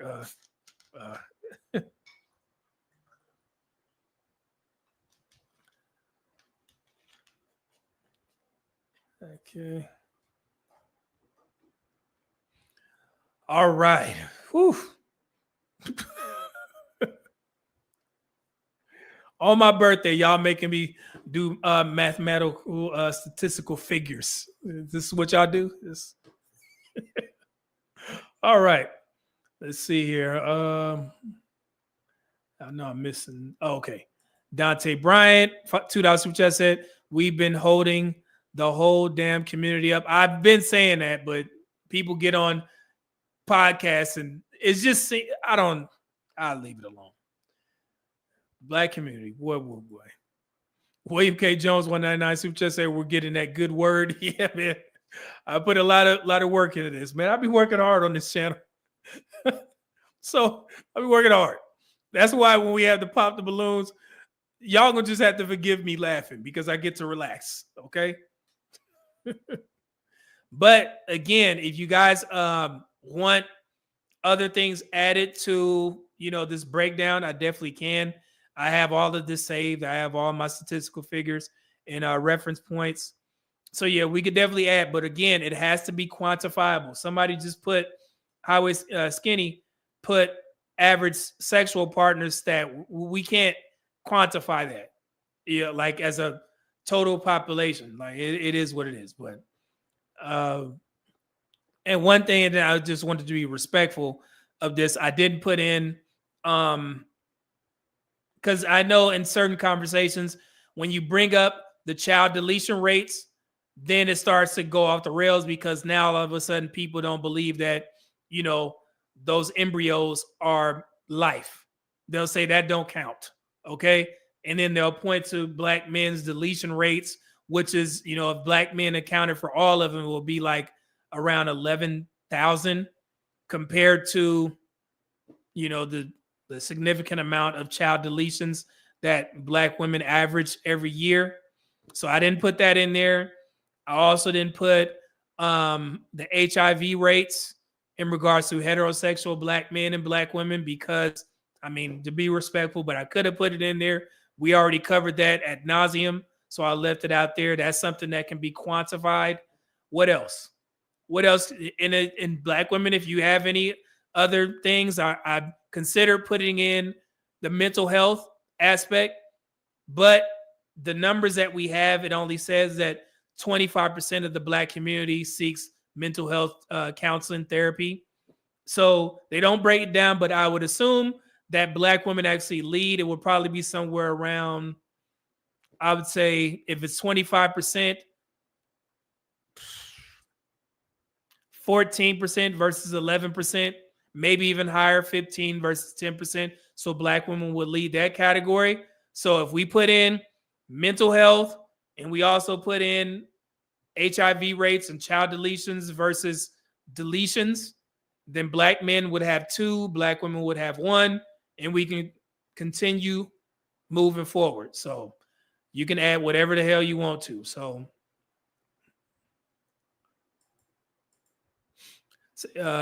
Chris, the Balance Podcast, 499 Super Chat. What up, though?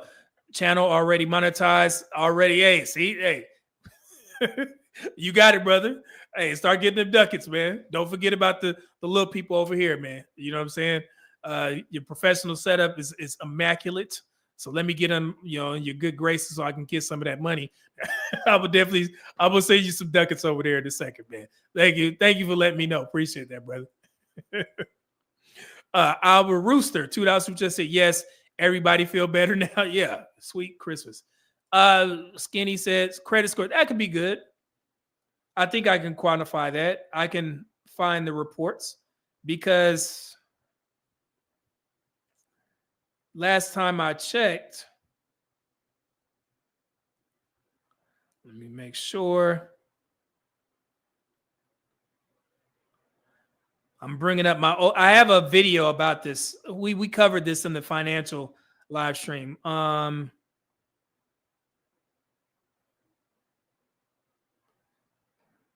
Women. Let me see here. I'm gonna see if I can find it, Skinny. That's actually a good one.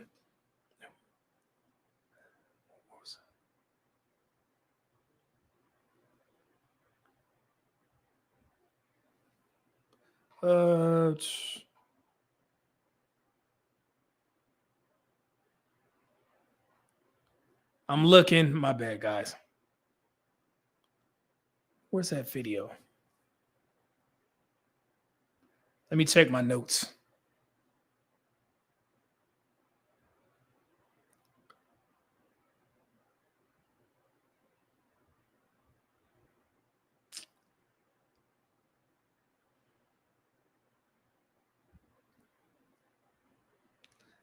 Damn. Nah, it's not, because I know the black community, and I know Poohman was here when we discussed credit scores. In the black community, we're significantly lower. This is actually what drove the high yield savings challenge. But on average, the black community, we have between, I think it's 627 to 677. That is our average credit report in the Black community, as opposed to the US average is about 717. Okay. But the last report, if I remember correctly, men tend to average a little bit more than women. I think it was 705 to 704, somewhere around there. Okay. So we could put that in there, but it's only like a point difference. They don't break it down by community, like black people, black men and black women, but they do it as averages. So I guess you can say black men would have a higher credit report, but it's only a 1% difference between men and women overall. So that would probably be I would give a point to both. Because if 705 and 704 is respectable for all people, us as a black community, we got to improve that, our averages. Okay. I can't be the only one, you know what I'm saying, in the 800s, you know what I'm saying? Just put myself on the back. So I'm going to thank my wife for this. She handles all that. So it's not me, baby. That's what you get for, marrying a financial advisor. Let's see here. Let's see, credit score average. So that would be good. Yeah, Skinny, I'll write it down. I'll put it in there. Nate, what up though? $5 super just happy birthday. Media Man sent you an email about a Houston reggae artist with a couple of songs you can feature if you like them. Reggae is, oh, okay. I'll check it out, brother. Thank you. I appreciate that. New artist, new music. All right, let me check it out. Let's see here. Thank you, brother. Let me start it. Got it. Thank you. Dante Bryan, $5 just said, yeah, we both bad on that. My mama been putting stuff on my credit since I was 8 years old. Yeah. Hey, come on, man. Get off mums. Because my mom did the same thing. Oh, Lord. I remember when I got out on my own and my credit report came back. It's like, man, PG&E, what is this? Shout out to moms. I love you. Oh, man. Okay. William K. 199 Super Chat said, I'm in the 800s with. There we go. There we go. That's what I'm talking about. See it? Look at this. D Woods 804. That's what I'm talking about, man. Yeah. See, I'm right there with you. So, and I asked my homeboy about this. We've been struggling around the 820 or whatever, but it's because we're buying a new home. So we had some credit report hits, and she took that personal. So she get that shit off. So it's all right. We'll be all right. So let me see here. Let's see. Skinny $2 just said, okay, we edged them by just a smidge, just a crumb. Just a crumb. Here we go. We edge them out by crumb. Excuse me, would you mind sparing me a bit of coochie? Just a crumb. This much. Just a crumb.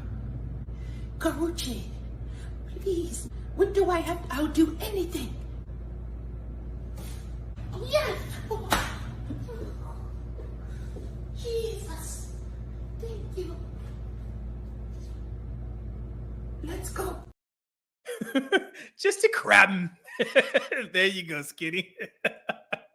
But yeah, so that would be, I would give points to both black men and black women. However, all, the community as a whole, we need to get that up. Get it up. Let me see here. Hold on. All right. So now, I know it was a lot before we got, I know it's supposed to be a book review, but we had so much to get to on this birthday episode. But how did you guys enjoy that breakdown? That took a little while. I just put together all the stuff that we've been talking about, and I'm going to clean it up. Promise you. Put it in a nice PDF format so you guys can have it as reference with all of the, the reference links in there. Because I know, people, they'll tag me in posts and they'll say, Media Man, is this true? Or now Media Man, he does these videos, But would you guys like a copy of this once I clean it up a little bit? Would you like a copy? Put a 1 in the chat if you want me to somehow make it a electronical or something, and I could, send it to you guys. Matter of fact, I'll send it to all the members. Yeah, that'd be good. I'm gonna send it to all the members free of charge. So you got to become a member. But I'm gonna clean it up for you guys, or you can just come back to this video. Shit, it is what it is. All right. So yeah. So again, Black community, man, we just got to stop competing against one another. Y'all know the Black community has the money. We got money in our community. We just spend it on dumb shit. The money is there, and we don't work together. We competing with each other, and it's better for, the government to have two people, paying sets of taxes and, different sets of bills. If we were married at a higher rate, we can generate more, generational wealth. That buzzword that's been thrown around there, but the Black community don't get it. We don't get it. You don't get it. It's that simple. We got the money. So that's why I keep saying, man, we talk about what are the solutions? We have the solutions. We just ain't using them. It's nothing else to talk about. We know everything, especially Black women. Y'all know everything. If I hear so many Black women say, we were taught to go to college. That was like 3-4 decades ago that we've been hearing this. Y'all know now. So do better if you want to change the outcomes. We got the solutions out there. So, I mean, yeah, the conversations on, panel shows, they cool and all, but we know what it is. Just people don't want to do it, or they feel comfortable where they at, paying their bills on their own and shit. Hey, it is what it is. Man, trying to help. But now that we got all that done, I get to one of my favorite books, man. Why Should White Guys Have All the Fun? By Reginald Lewis, man. This is an amazing book, you guys. I have so many things dog-eared. I should read, but one of my favorite, I got this with dog ears, is Success is the Best Revenge. Oh my God. It's on page 223, man. That's one of my favorite parts in the book. And then also, let me see here. His take on the media and the art of spin control. The art of spin. Didn't Dave Chappelle have a comedy show about the age of spin? Got to get this book. Reginald Lewis. We're going to learn some background. Of course, I got the documentary, the video for you guys that we could play, found it on YouTube. It's amazing. That'll be the introduction. And then I'll go over a specific chapter in the book, chapter 5, which is one of the most important for me. And then I'm also going to cover a part in the book where he discusses his part in why, his part as to why Essence and Ebony magazine was and still is Black owned. If you guys didn't know, Reginald Lewis, he had a significant part in that. And I'm going to show you guys that here in a second. But the real books I made you get to the Media Man membership. Hey, you want this document, man? Hey, I greatly appreciate it, brother. You've been over here for a couple months, man. I greatly appreciate your contributions. Thank you. Appreciate that. Amazing book. Where do I want to start? I know I have some notes here because I want to give this brother his just due. So the book, Why Should White Guys Have All the Fun? Reginald Lewis, the first Black American to build a $1 billion business empire. And in this book, he actually recounts his somewhat rags to riches journey growing up in Baltimore, Maryland, East Baltimore, as a child. And he did all of this amongst or amid segregation, getting into Harvard Law, private legal practice. He was essentially an icon in leveraged buyouts. If you are familiar with, stock market and stuff, you know what that means. I have the definitions here in a second. We'll go over them. But he famously orchestrated a 90-to-1 return on the McCall pattern and led to a $985 million acquisition of Beatrice International. and then they rebranded it as TLC Beatrice Holding, and making it, that was actually the first Black-owned company with over $1 billion in annual sales. All thanks to Reginald Lewis. Okay, and in this book, he emphasizes he had an unwavering self-belief. We talk about that a lot in these spaces.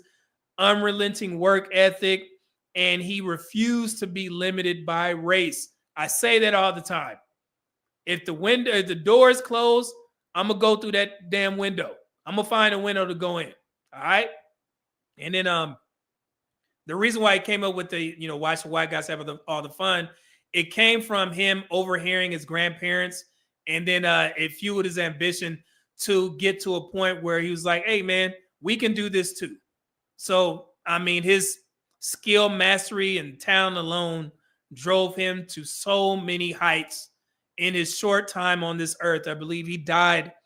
He passed away at age 44, if I remember correctly. They'll go over it, but yeah. Like I say, he went to Harvard Law, and the way he got into Harvard, it was one of the most rare, but the most impressive. Seriously, it's the story. I'm not trying to talk too much, but yeah, you guys will find out that here in a second. But this book was actually published after he passed. It was published in 1994. It was completed by Blair Walker, who was actually the person that actually helped his wife create her book as well.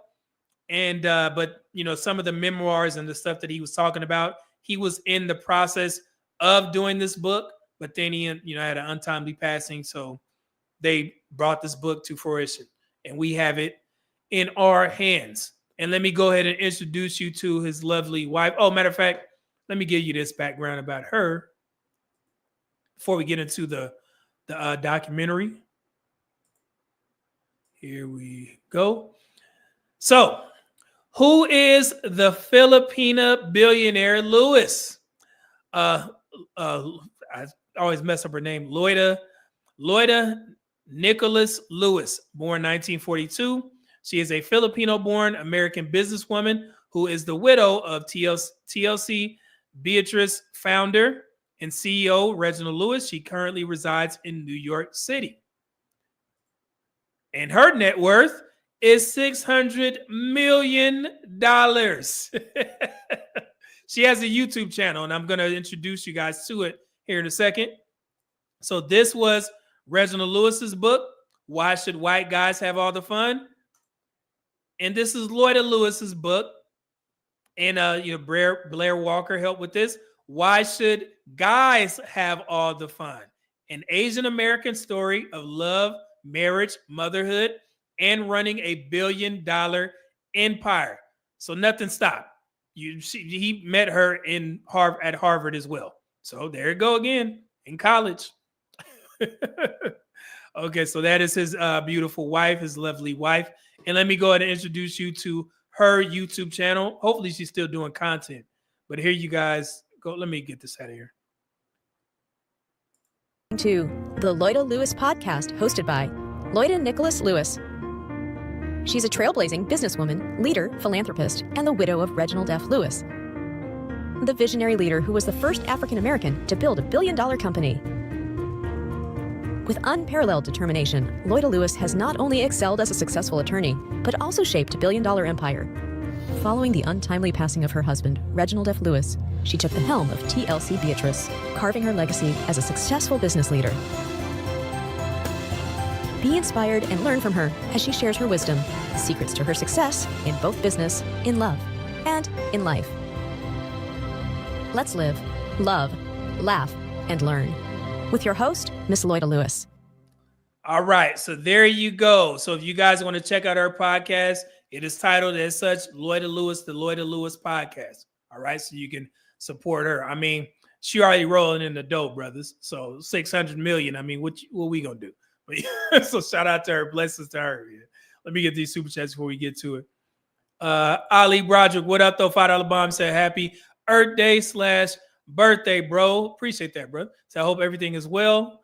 Here is a little something. You can put it towards my seat on the jet. Absolutely, brother. I got you. Yeah, thank you, brother. Appreciate that. Blesses you. Black man. All right. Black man, man. I love us, man. Wouldn't want to be nothing else but us. Man. Dante Bryant, $2 super chat said East Baltimore. Them youngins rough out. Oh, man. I know, brother. I know. Dante Bryant, $2 super chat said, non-black wife. Man, like I said, the only people that have something to say about themselves is on social media. Once y'all leave social media, you can do whatever the hell you want. You just entertaining these conversations. So, yeah.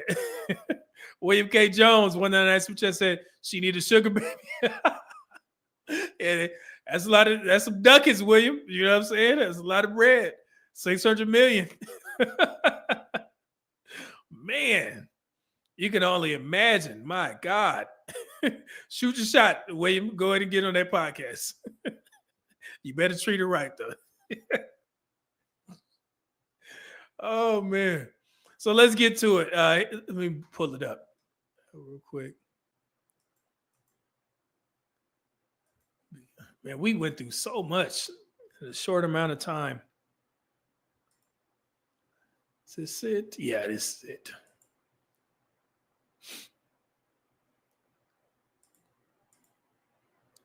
I got you. I pushed the wrong button. Here we go. All right, so let's get to it. This is the entrepreneur Reginald Lewis, the deal that broke history. Fair use, fair use. Let's get to it. Reginald F. Lewis and the making of $1 billion empire. He was a local paperboy who became a Wall Street tycoon. The thing that I admired about Reginald Lewis, he was a take charge kind of a guy. Breaking racial barriers in the corporate world. Reg Lewis, in many ways, was the Jackie Robinson of business. He bought a global conglomerate, 64 companies across 31 countries. 64 companies across 34 countries. Oh, hey, he was cold, wasn't he? And they mentioned, hey, he was. And sometimes, you know, like when you have a strong drive, you are very tough to work with. And he did not waver on getting his money. Hey, you playing with my money. It's like playing with my emotions. Reginald Lewis, hey, he was strict. And I got that target. That's why I said chapter 5 was one of my most important. Here we go. No African American has done ever a big deal like that. Reginald F. Lewis, pioneer. Reginald F. Lewis was born in Baltimore, Maryland in 1942. He was raised by a tight-knit family that nurtured a sound education, unyielding pride, and a strong work ethic. My grandfather said, know your job, and you'll never be in a bread line. Man, so it's a quote that the military uses as well. Well, I'm not sure. I'm pretty sure other services or other branches use it, but the Air Force used to say that all the time. If anything, know your job. And I think we had some people that used to be like security forces or military police. You know, we had a thing in the Air Force security forces called a post briefing.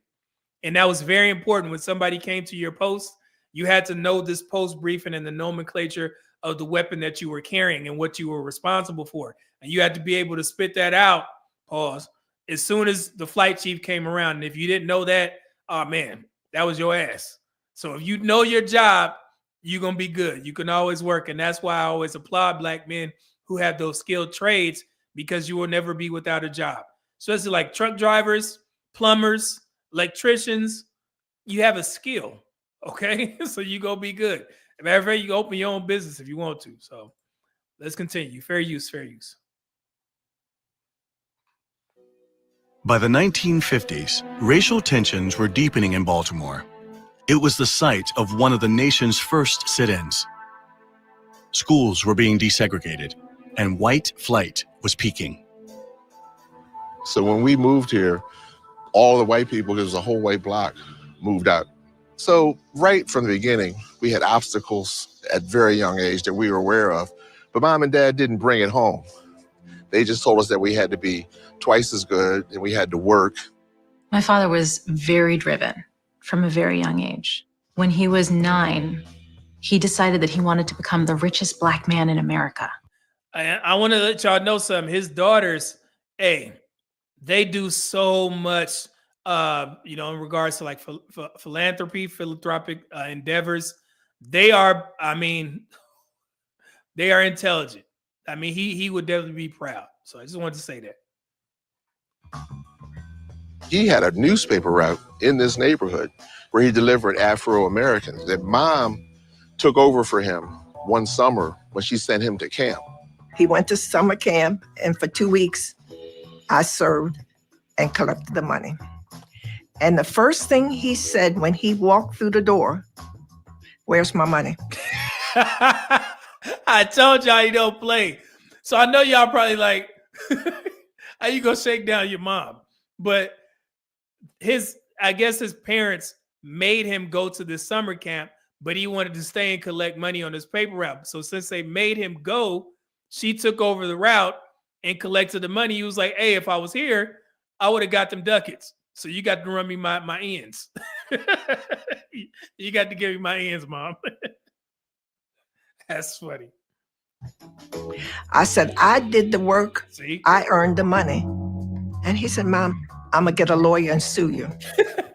So Butch said, give him his money. And he said, thank you. He didn't give me a tip and just left. At Dunbar High School in Baltimore, Reginald Lewis was a 3-sport all-star athlete. He played football as a quarterback, basketball as a guard, and baseball as a shortstop. Between schoolwork, year-round sports, and part-time jobs, Lewis had little time left for play. As a teenager, he was already tough-minded and determined to succeed. So he went to Virginia State on a partial football scholarship, and then he injured his right shoulder. And what a tragic injury for a right-handed quarterback, a shortstop, and a basketball player. So, and I want to explain, so I'm going to go a little bit into the book. The reason why he injured his shoulder in college is because back then they didn't believe in protecting the quarterbacks, even if you were second or third string. Now, if you go to a college football practice, we got to see the Houston Cougars practice. They protect the quarterbacks. They don't let them get hit. But back in the day, oh yeah, if you was second, third string, they practicing blitzes, you was getting stuck. So that's how he injured his shoulder. He was like second or third string. And when he would come in and do the drills with them, they would tee off on him. And they kept, hitting him. And then he finally, injured his shoulder and he lost the velocity on, his throws. So that's how he got injured. So if they wouldn't have been, treating him like crash dummies, he would have been all right. So, yeah. So let's continue. Who shot with his right hand.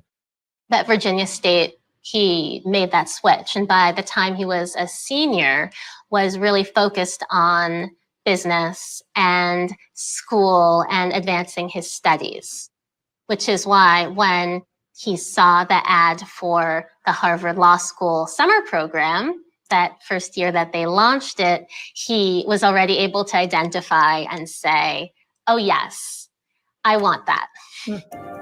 A funny thing happened during that summer. By the end of the program, I really didn't care if I got in or not. I'd done my best and I knew I could compete. My father, after the 8 weeks, went back to Baltimore, but then just like a week or two later, got a call and was in, and was told that he is the only person to get into Harvard Law School without formally applying. So again, and I'm not sure if they're going to explain this in the documentary, he got in Harvard Law School by simply going to the summer program. They picked him from that. If you guys don't know about Harvard, the law school, I think they have an 11 to 14% acceptance rate. So back then that was unheard of for him to be able to get into Harvard Law without, being sent there. That's crazy, right? So this dude he's very bright, man. Dante Bryant, too. That's what just said. LT changed all that. Yeah. he's teeing off on the quarterbacks. The greatest. I think Lawrence Taylor is the greatest football player to ever play the game. Seriously, he's been my favorite player. Tecmo Bowl. All right, let's continue. Graduating from Harvard Law School, Dad went to the best kind of job that you could have, a blue chip Wall Street law firm. The one he went to was called Paul Weiss, Wharton, Rifkin, and Garrison. The Paul Weiss experience was a very good one for me. My skills developed and matured enormously. But at the risk of offending many friends there, it was not an especially happy time for me. And I never really felt at home or able to relax. So in 1970, my father left Paul Weiss and started a law firm, the first African-American law firm on Wall Street, with some other lawyers. You're going to hear a lot of first from Reginald Lewis. But he only did that for a couple of years, and then he moved on to have his own practice. During those early years, while Lewis sharpened his legendary negotiation skills, he met the woman who would become his wife. I met Reginald Lewis on a blind date. I was the one who proposed. We got married 6 months after we met. Yes, wedding in the Philippines. Early in the morning, it was a Holy Mass at around 7 o'clock. So waking up at 4, my wedding gown was hand embroidered. We were in a small chapel. I was almost walking on clouds. It's like a dream because I never intended to get married. The vision was that he'll be taking care of the big expenses, mortgage, children's education. I will take care of household. So those first years were tough, but I had faith. I had faith in him. You hear, man? Listening to her speak, it's definitely much needed in these relationship conversations. She said, I have faith in him. I'm going to follow his lead. He got a plan. I'm going to take care of the house. He take care of the bills. And that's the trade-off because they married young. Today, people just be giving up for no reason. You don't make me feel happy right now. Happiness is fleeting. I don't know. I don't want to talk. It's tough talking to these young folks. Project 007, what I thought, 2000 just said Ray Lewis, best ever, bro. LT was on that powder. That's what made him powder. That's what made him the best. He was doing it while he's on that China White. So yeah, it's hands down. Lawrence Taylor was the best. If he didn't have that China White, he wouldn't be the best. Dante Bryant, $2 super chat said, wait a minute, she proposed? Let's continue. In those lean years, as Lewis's law practice and reputation began to grow, he purposefully set aside time to use his legal expertise in support of civil rights. I first met Reginald in the early 1970s. Reginald F. Lewis was the corporate attorney for the United Church of Christ Commission for Racial Justice. In the early 1970s, there was a backlash to school desegregation, a violent backlash, where white paramilitary, white supremacist groups physically attacked us at the United Church of Christ Church in Wilmington. And as a result of that attack, a riot happened. 10 of us were arrested in 1972, and we became known as the Wilmington 10 as a result of our unjust arrests. And so they issued a warrant for my arrest, and I was in New York at the time. And the thing I admired about Reginald Lewis, he was a take charge kind of a guy. On the plane, we discussed when the plane landed, who was gonna go off the plane first and who was gonna go off the plane last. And Reggie says, look, I'm your lawyer, follow me. The sheriff reached for me even while I was stepping down the steps. Reggie grabs the sheriff's arm and said, wait a minute, who are you? And the sheriff said, well, I'm the high sheriff, who are you? And Reggie said, I'm Reginald F. Lewis, I represent Reverend Shavers. I need to see your identification. That's the kind of lawyer that Reginald Lewis was. That's the kind of, I would say even activist he was. Yes, he was a Wall Street, highly trained corporate lawyer, but he was a strong freedom fighter for civil rights. See, now, I know he's, kind of joking about, him marrying an Asian woman, but these are the types of black men that the black community likes to dismiss. Like the Robert F. Smiths, they'll say, well, all of his contributions to the black community don't matter because he's not married to a black woman. This brother has done so much for the black community. It's just unfortunate that so many people in the black community see things through that lens. And it only applies to black men. I've noticed that. So that's why I tell you guys to start, doing a little bit more research on, the contributions that a lot of these black men have done and the black men that the black community like to write off because they may have been married to a woman of another race. Because it's very unfortunate because they like to say, well, that's 600 million generational wealth going to Asians. He got daughters. They ain't black. I mean, sometimes, man, black community, fair use. But Lewis had another dream. He was an intense, driven risk taker who wanted the power and the money from the world of high finance. And he wanted to be the first African American to get it.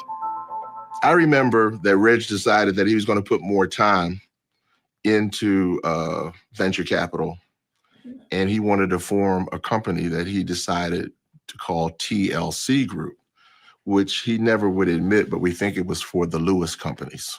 That's what TLC stand for. He would always talk, at night when the children are asleep about the business, about what's happening. I think it's his way of decompressing. I always consider it like there's a ball of string in his head. And just by talking about it slowly, it's coming out and it clarifies his mind.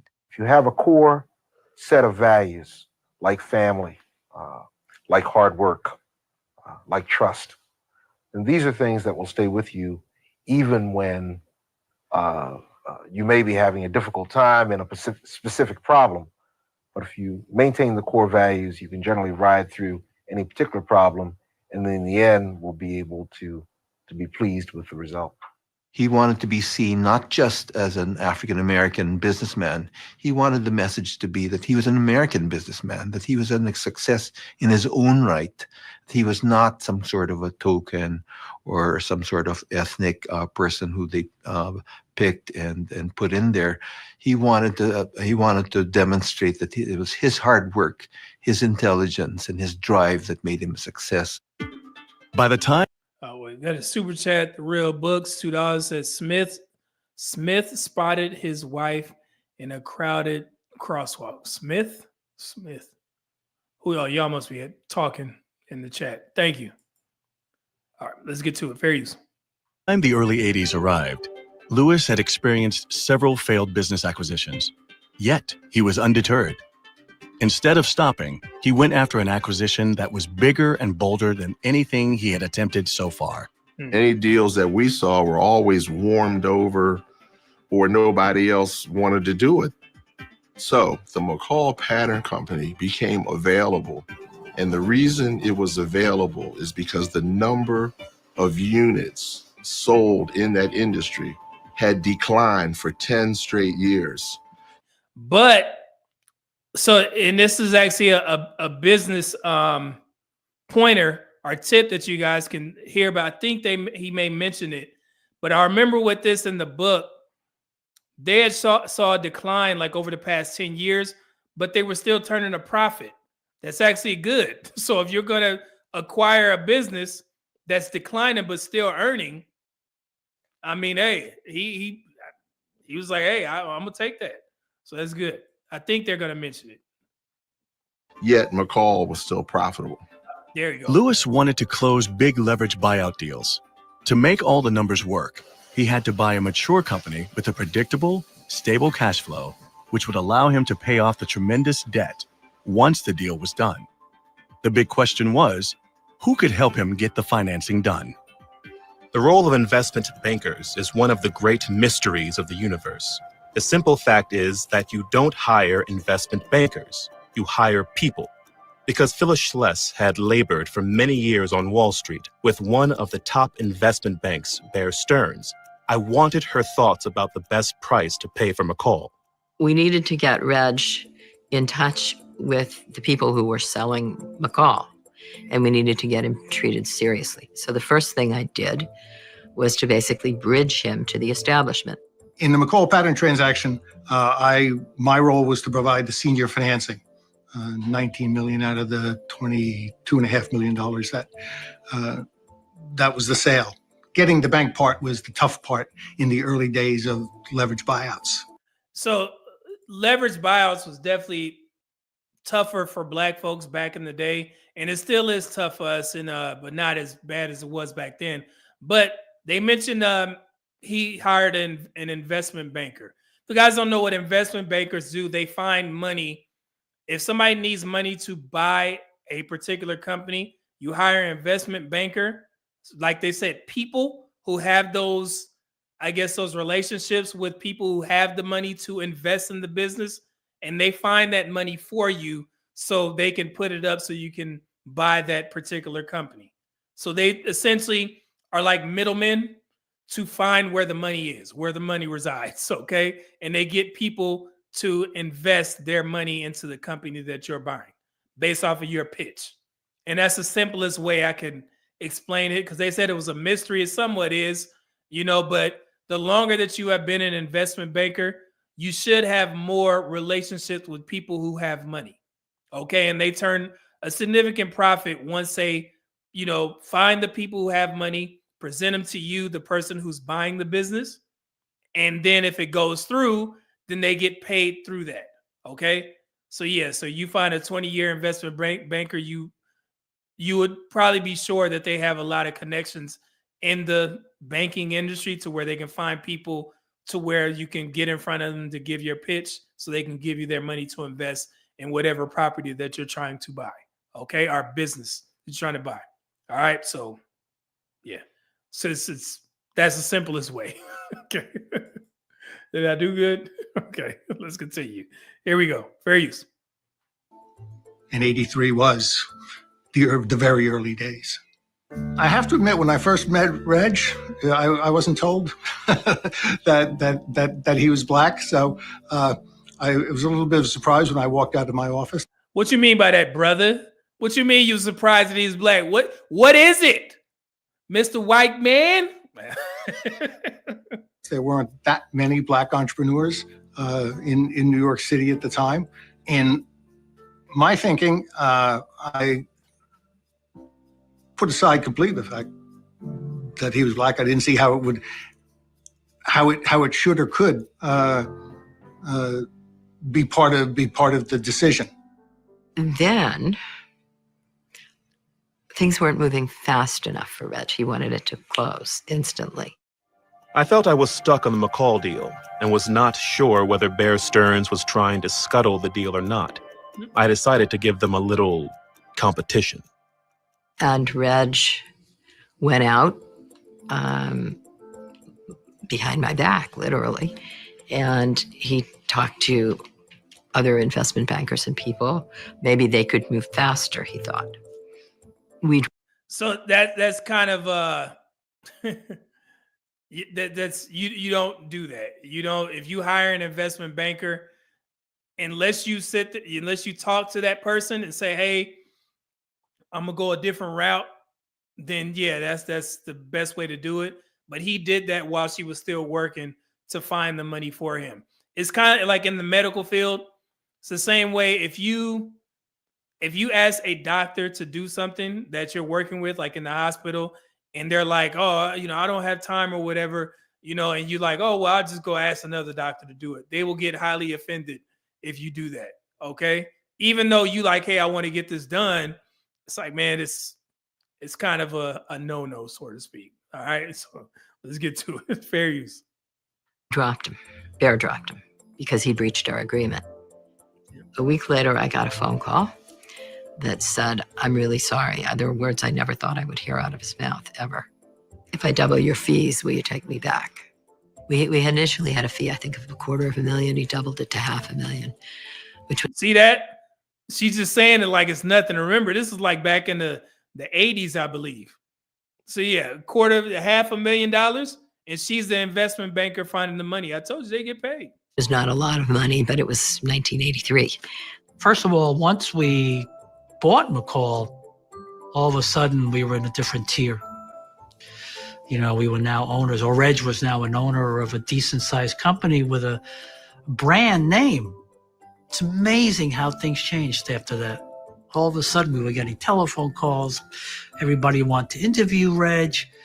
You know, it was a huge deal. TLC bought McCall Pattern Company with $1 million and only 3 years later sold it for an astounding $90 million. What did I just tell y'all in my intro of that? Did y'all hear what he says? $1 million. Somebody invested $1 million or whatever, you know, I guess percentages that they gave him. And then he turned that into a $90 million company in 3 years. He cold, man. He cold. This single investment cemented Lewis's place as a major Wall Street financier and a prominent corporate takeover dealer. While the media focused on him, he leveraged his new wealth to help the African American community. There you go. There it is again. It should not be something that we concerned about if this man was married to an Asian woman. That's crazy. He was Jesse Jackson's first big funder in a significant way, handing Jesse Jackson a $100,000 check unsolicited and loaning his plane to Jesse Jackson for campaign trips.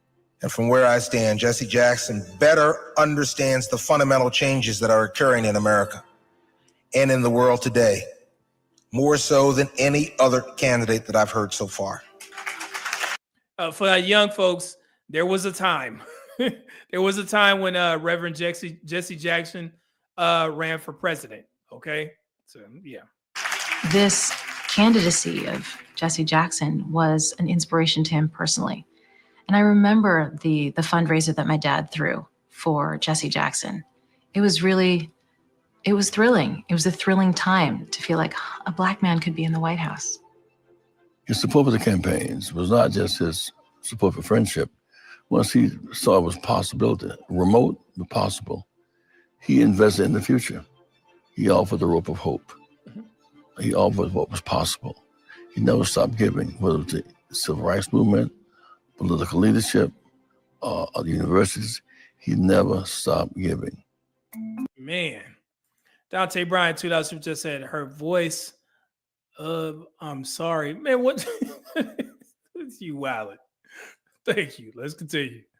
Around the time of the closing of the McCall Pattern Company, Lewis got a tip about an even bigger business opportunity. Beatrice International, an enormous global food company, was about to be sold. Lewis had the audacity to go for it, but he needed the financial backing of a businessman and company who were leaders in financing these deals. He reached out to Drexel, Burnham, and Lambert. He persuaded me at Hello when he accomplished at McCall Pattern, a company that I would have never bought because I didn't feel that strongly about the industry. And the minute he showed me his plan for Beatrice International, he had me. In those days. So for the young folks, I know y'all like snacks. Tropicana, you know, the orange juice, Krispy Kreme, Jolly Rancher, Orville Redenbacher, the popcorn, Swiss Miss, Peter Pan, peanut butter, Milk Duds, Samsonite, Playtex, was that Asian La Choy? All of these things are under Beatrice Foods. Okay, let's continue. High yield piece of the business, though, was really dominated by Drexel. There wasn't anybody else of any significance that was in the high yield piece. And you needed that high yield piece for him to get his whole financing done. One of the major... And real quick, that's only a small list. If you guys Google it, I'm pretty sure you could find a full list of Beatrice International food products. Check it out. Some of the stuff that y'all probably like, you didn't know that they were under Beatrice International, okay? Challenges for Black entrepreneurs was and is access to capital. Mm-hmm. And it still is to this day. And I was educating Black women about this. where, we have, the Goldman Sachs things going on, but it's tough for them to give the capital to Black women because all of the businesses tend to be in the same market, so to speak. And also, what was the other thing that was the issue? Without capital, Black women tend to fund their businesses with their own money, which means that they have to have another job to get their business started, as opposed to when you have capital, you can put all your focus into that business and get your, revenue and your money from there. But it's very tough. Okay. I'm trying to explain that to the Black community, but people ain't listening. So let's continue. And what Reggie was able to do from some of the top financial firms in the marketplace was to articulate a vision and a rationale, and in fact, engender a level of credibility that people provided him with the capital. And that was extraordinary. We had many other people around the world approaching us whether we would finance them to buy Beatrice. It was clear that Beatrice International situation, that Reg knew it better than anyone. I think he knew it better than KKR, who owned the company at the time. And he had a plan. Reginald Lewis knew that if he was going to pull this deal off, the sale would be of historic proportions. The key to this huge acquisition was figuring out how to make the tax components of this deal work and how to double the cash flow in order to pay off the massive debt. If Lewis failed, he would lose everything. His bold gamble? Sell off parts of Beatrice International's worldwide operation at the same time that he was buying it. The deal closing process itself was full of drama. We got a call from Drexel saying, you guys are going to have to come out here to Beverly Hills and you're going to have to explain to us what the tax deduction is going to be or no deal.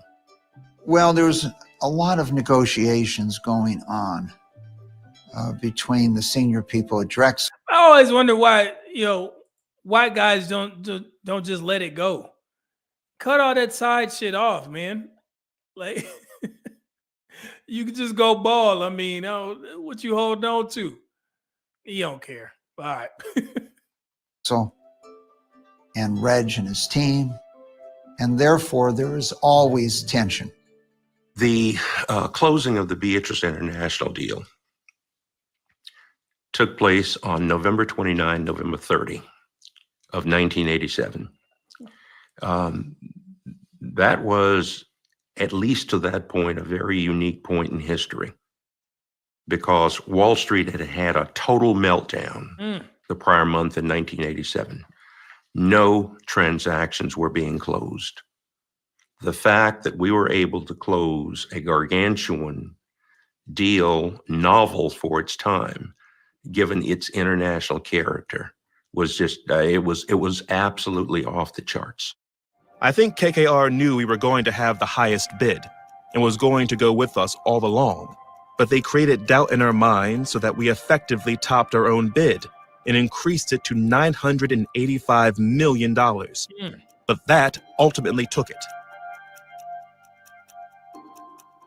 I remember the day of the announcement of the Beatrice acquisition, and I remember calling him to congratulate him and telling him how proud he was. But I remember all the calls that went around the country of African Americans saying, this is absolutely incredible. It was historic. You see, that will inspire a whole community, man. And like I said, we need these types of stories to be out there because somebody watching this could be the next Reginald Lewis. It's like it's just showing people that it can be done. I like these types of stories, man. Becoming the CEO of Beatrice International, Lewis was catapulted into an exclusive group of business leaders at the pinnacle of industry. He bought 64 companies in 31 countries for almost $1 billion. So in that sense, he is a pioneer. Hmm. No African American has done ever a big deal like that on a leveraged buyout. And so when it hit the press, it was like front pages all over. The extraordinary level of debt and taxes the Beatrice International deal generated could have resulted in a financial disaster. But Lewis had the business acumen to prevent that from happening. He closed the deal and then immediately stepped up to the monumental job of running his global business empire. So when I was 9, my dad took me on one of the Okay, I get it, Dante. I agree with you. Okay, here was Rick. Find Super just said, Media Man, they didn't have to let it go. Back in the day, they could still get women looking like George Jefferson. Yeah, that dude a millionaire, multi-millionaire. He ain't got to worry about that. So, hey, good old George. his tours of his factories. We started off in Ireland at the potato chip factory, and then we went to Spain to the ice cream factory, and then we went to Belgium to the bottling company. And my dad talks to me and says, you know, this is the real business, Christina. This costs like 3 cents and they sell it for $3. He was like, this is the business. With his legacy firmly established, Lewis was in pursuit of the next big deal. He was starting to enjoy the fruits of his success when tragedy struck. It was around New Year that the biopsy came and he was diagnosed with brain cancer. I remember going home for Christmas and seeing my father not himself. He had lost a lot of weight. And he said, "It's serious, baby." And maybe a month later, he was dead.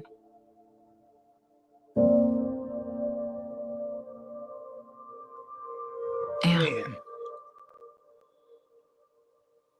it was such an intense time. And it was shocking that someone so full of life, really at the peak of his career, could all of a sudden be gone.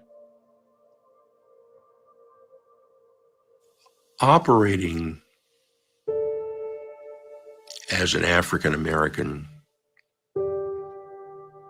in this pressure cooker of New York, high finance, high legal drama, exacts its toll. Mr. Lewis died when he was 50. Leslie was 19 and Christina was 12. Each of us handled it differently. For myself, I couldn't really say they are Father. I could not say they will be done.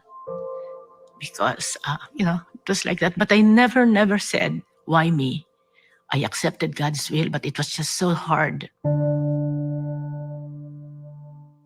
There is no doubt that Reginald Lewis's success paved the way for me and many others.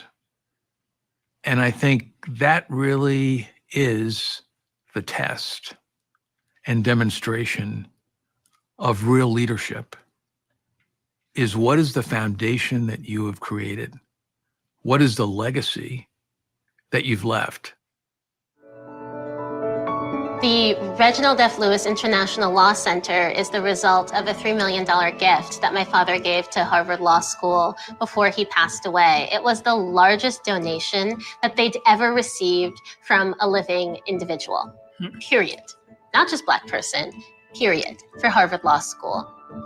Lewis cared deeply about how to inspire talented people to do their best work. Lewis, working on. And his daughter, Christina, continues his mission by creating a foundation that teaches computer programming to young African American and Latino men.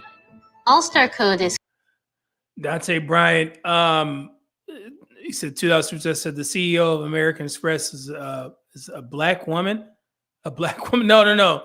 That was Renault, Mr. Renault, he was back in the day, but I believe whoever y'all, it's a lot of folks that have American Express cards. They just had a meeting. If you attended, I think his first name is Steve, I believe, or was that for Amex? Yeah, I think the CEO for Amex is his first name is Steve. I forgot his last name. Starts with an S or something. What's his name? Now I got to look it up.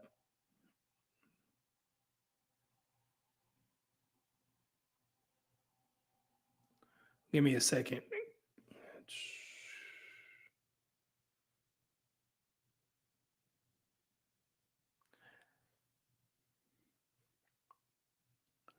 Let me see here.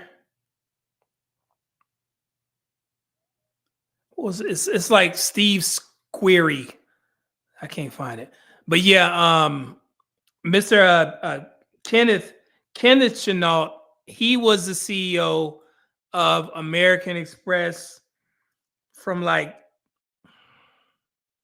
2001 to 2018. 2000, you guys can fact check me, see if I'm right. 2001 to 2018, Kenneth Chenault. He was the CEO, black man. And then Steve, like Squeary, he took over after. So check it out. Oh, somebody got it in the chat. Yeah, there you go. Jimmy Cooks. What up, though, Mr. Sir? Thank y'all. Let's get to it. It's creating a new generation of Reginald Lewises. Did you make this? Yeah. Very cool. We're also creating the next generation of coders, video game designers, and computer repairmen. That pioneering spark of entrepreneurship which ignited Reginald F. Lewis as a teenager never went out. Even in the face of adversity and extraordinary obstacles, he accomplished what few have been able to do. At a convocation speech at the University of New Mexico School of Law, he delivered a message of hope and determination. When we're confronted with a challenge or working against superior resources or superior odds, I frequently wonder whether what we're doing is worth the effort. And somehow I remember all of the people who went before who had even greater odds. So if there's one message that I would like to leave to the class of 1990, it is that you keep going to build a better society in America, to be a compassionate America, that you keep going no matter what. Thank you very much, ladies and gentlemen.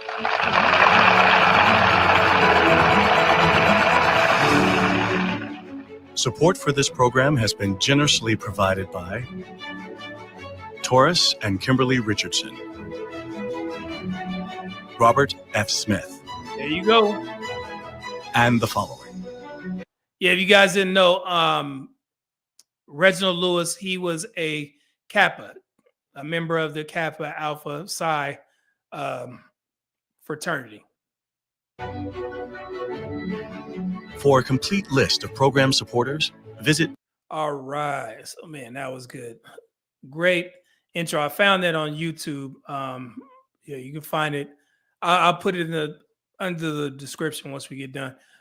Lucid, what up, though? A member for 5 months. Says stopping by. Good work, meeting. Appreciate that, brother. Thank you. Good to see you here, brother. All right. So I want to pull up this chapter 5. I don't want to give away too much.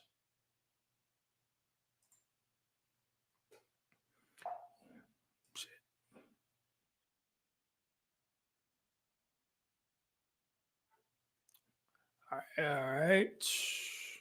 Give me a second, guys. And thank you for getting the likes up. I see you, Pooh Man. 144 likes. Thank you. Let me bring it up.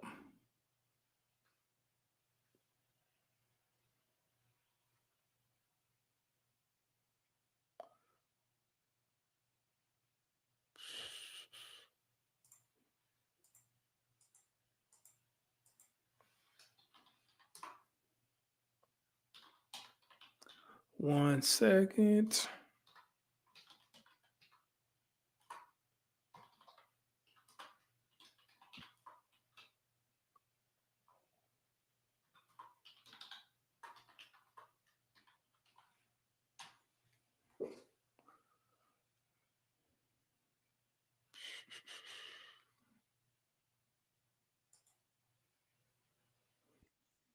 I have some, but let me get my bookmarks. Give me a second.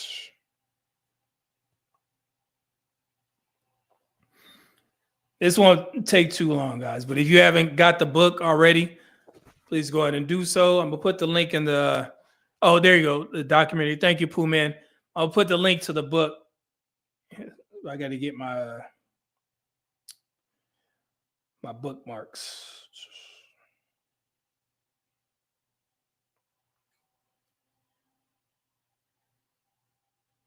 Man, it's almost football season. Come on, Raiders. Don't make ass out of me. Man, we got to do right this year, man. We got to get something going. Let's see here.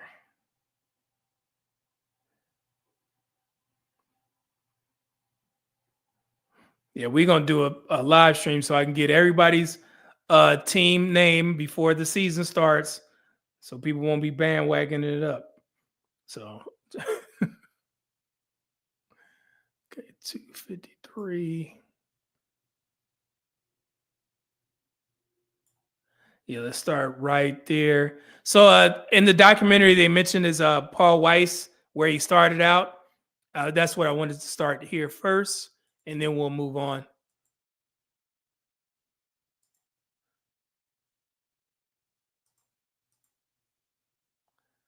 All right, here we go. This, and you guys can find this. Here's the, let me get this. It's not letting me share it. I'll get it. Pooh Man, if you could find it and put it in the link, greatly appreciate it, brother. All right, here we go. Taught in law school. The ability to hustle and self-promote. No one beats a path to an unheralded lawyer's door. The phone is usually quiet, and when it does ring, chances are a bill collector is on the other end. Lewis realized all this when he left Paul Weiss in 1970. As always, he had a plan.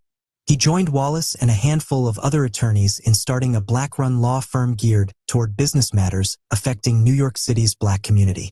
The firm has the distinction of being one of the first black law firms on Wall Street, if not the first. So I told you guys there's a lot of firsts that's associated with Reginald Lewis in the black community. Its name was Wallace, Murphy, Thorpe, and Lewis, but in time only Lewis would remain. The firm was located in Manhattan's Financial District 1 block from the New York Stock Exchange, on the 19th floor of an office building at 30 Broad Street. I met the three other people Wallace had recruited: Charles Lawrence, Rita Murphy, and Josephine Thorpe. Rita and Joe were especially bright and savvy, although they didn't have a great deal of experience. Charlie Lawrence was much older and had been a sole practitioner for many years in Brooklyn. Fred would also be a partner, but not share in any fees from coalition work. We took offices at 30 Broad Street. Things worked pretty well, and I brought a lot of value to the group. I spent my days on coalition work and in the evenings began meeting entrepreneurs and a lot of banking types. There was a ready market in black economic development work, essentially involving small business trying to raise capital. Nonprofits were also an active area.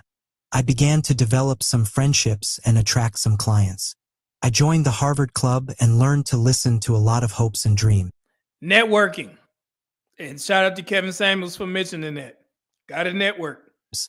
After a while, I became very good at separating the men from the boys, so to speak. I was also absolutely uncompromising about my fees. It's hard not to laugh about it now when I think about how I had to fight for real peanuts, but it's just part of the process. I told you, he was serious about his money, man. So sometimes he would, he would represent a company and he would win the case or get what they needed. And then he would try and go settle up and they would try and keep the money from him. And he would say, hey, I'm not closing this deal. until you guys pay me my money. So yeah, he was tough. In any case, the firm prospered. Rita and Joe decided to leave after about 2 years, and Charlie Lawrence became a judge. I'd had some nasty conversations with Rita and Joe before subsequently buying them out for about $30,000, which seemed like a fortune at the time. I also assumed all of the firm's liabilities, which had been at the heart of the dispute and, of course, drove me up a wall. However, wise counsel from Amela Curse, whom I had retained, suggested that I pay them off and move on. I had already hired Charles Clarkson as an associate and hired Diana Lee, who was then in her 3rd year of law school at New York University. I was already working about 12 hours a day, and for the next year I must have kicked it up to about 18 hours a day during the week and 6 to 8 hours on Saturdays and Sundays. As I think back on it, it was probably driving everyone nuts, but we all had a good time and felt we were making something happen. Within a few years, the client list grew to include General Foods, Equitable Life, Norton Simon, the Ford Foundation, and Aetna Life. We developed real expertise with small business investment companies, and our practice was truly national. In fact, we did a couple of small international deals, too. Jeez. When Lewis was a child, his mother always told him, "Mean what you say and say what you mean." The advice hit home. When Reginald Lewis told a client he was going to accomplish something, he delivered. And he did so sans hyperbole and overblown predictions. That is not acceptable. Lewis's drive and ego meant that there could only be one Kingfish at 30 Broad Street. As he began to bring in more business, Lewis also began to flex his muscles regarding decision-making. Sparks would fly when anyone dared to counter Lewis. In 1972, the real estate work from the Urban Coalition began to evaporate because of problems inside the Urban Coalition. This development played right into Lewis's hands. He was now the major revenue earner in the firm, or rainmaker, as they say in legal circles. At this point, a new side of Lewis began to emerge, that of the tough, goal-oriented taskmaster. Lewis had a sense of urgency that many of his employees didn't necessarily share. He would never tolerate their viewing his law practice as a mere job. Everyone had to give maximum effort all the time. Anything less would prompt Lewis to dismissively utter one of his favorite phrases. That is not acceptable. Lewis's all-time favorite target was Charles Clarkson, a white attorney Lewis hired in 1972, right after Clarkson graduated from Brooklyn Law School. The tone for their long relationship was set during their first meeting. Lewis told Clarkson he wouldn't be able to pay that much. Clarkson replied he wasn't making anything at the moment, so whatever Lewis could pay would be a 100% raise. Everybody was afraid of Reg over the years, and it got worse, Clarkson says. He would treat the opposition with kid gloves, and he would scream at everybody else on his side of the table. It was warfare all the time with Reg. Lewis and Clarkson had an unusual relationship, to say the least. Another lawyer who worked briefly with Lewis says Lewis was constantly threatening to get rid of the retiring, gentle Clarkson for reasons Lewis wouldn't specify. But when Clarkson discovered he had a tumor on his spine, a malady that caused him to miss many months of work, Lewis told Clarkson not to worry about his job and to take as much time off as he needed to recuperate. Clarkson had a knack for bringing out both the saintly Lewis and the bullying Lewis. Clarkson was employed by TLC Beatrice International as a consultant when Lewis died in 1993. Diana Lee, a young law student Lewis Now it's getting to a point where I wanted to highlight. Here we go. hired from New York University, has less sulfuric memories of her days at 30 Broad Street. A Chinese American, she got a job with Lewis in 1973 and worked with him until 1978. So y'all should be seeing a pattern here. So Clarkson was a white guy, and now you got an Asian woman working for him. The year the law firm became known as Lewis and Clarkson. Lewis was pro-black in outlook, but when it came to business, he hired only people who could deliver, regardless of ethnic and racial background. You hear that? That was the point. Who's best for the job? It's funny. I know some of the investors and swirlers be like, yeah, I'm trying to date the best candidate possible, the best man for the job. For some odd reason, it's never a black man. It's always, I don't mean to joke. They trying out there. Let's see. Dr. Brian, $5 super chat. It's going to be hard for the Raiders because them Steelers are fully equipped on offense and defense. Yeah, and I hate the Steelers, but I like Mike Tomlin. Yeah, he looked just like my cousin Stanley, God rest his soul. But yeah, I love Mike Tomlin. He's one of my favorite coaches. So, and we always send to play the Steelers every damn year. They think they got us the last year or the year before or something like that. We're gonna be all right. But yeah, how do y'all feel about that? Hiring the best person for the job, even though they made it a point to highlight that he was definitely pro-black. He was pro-black, but he hired the best for the job. It makes sense, right? But I don't know. All right, let me get to another spot. My timestamps 302.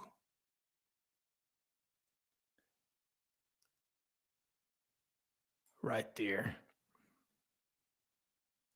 Yeah, okay, this is my go. Master psychologist and motivation.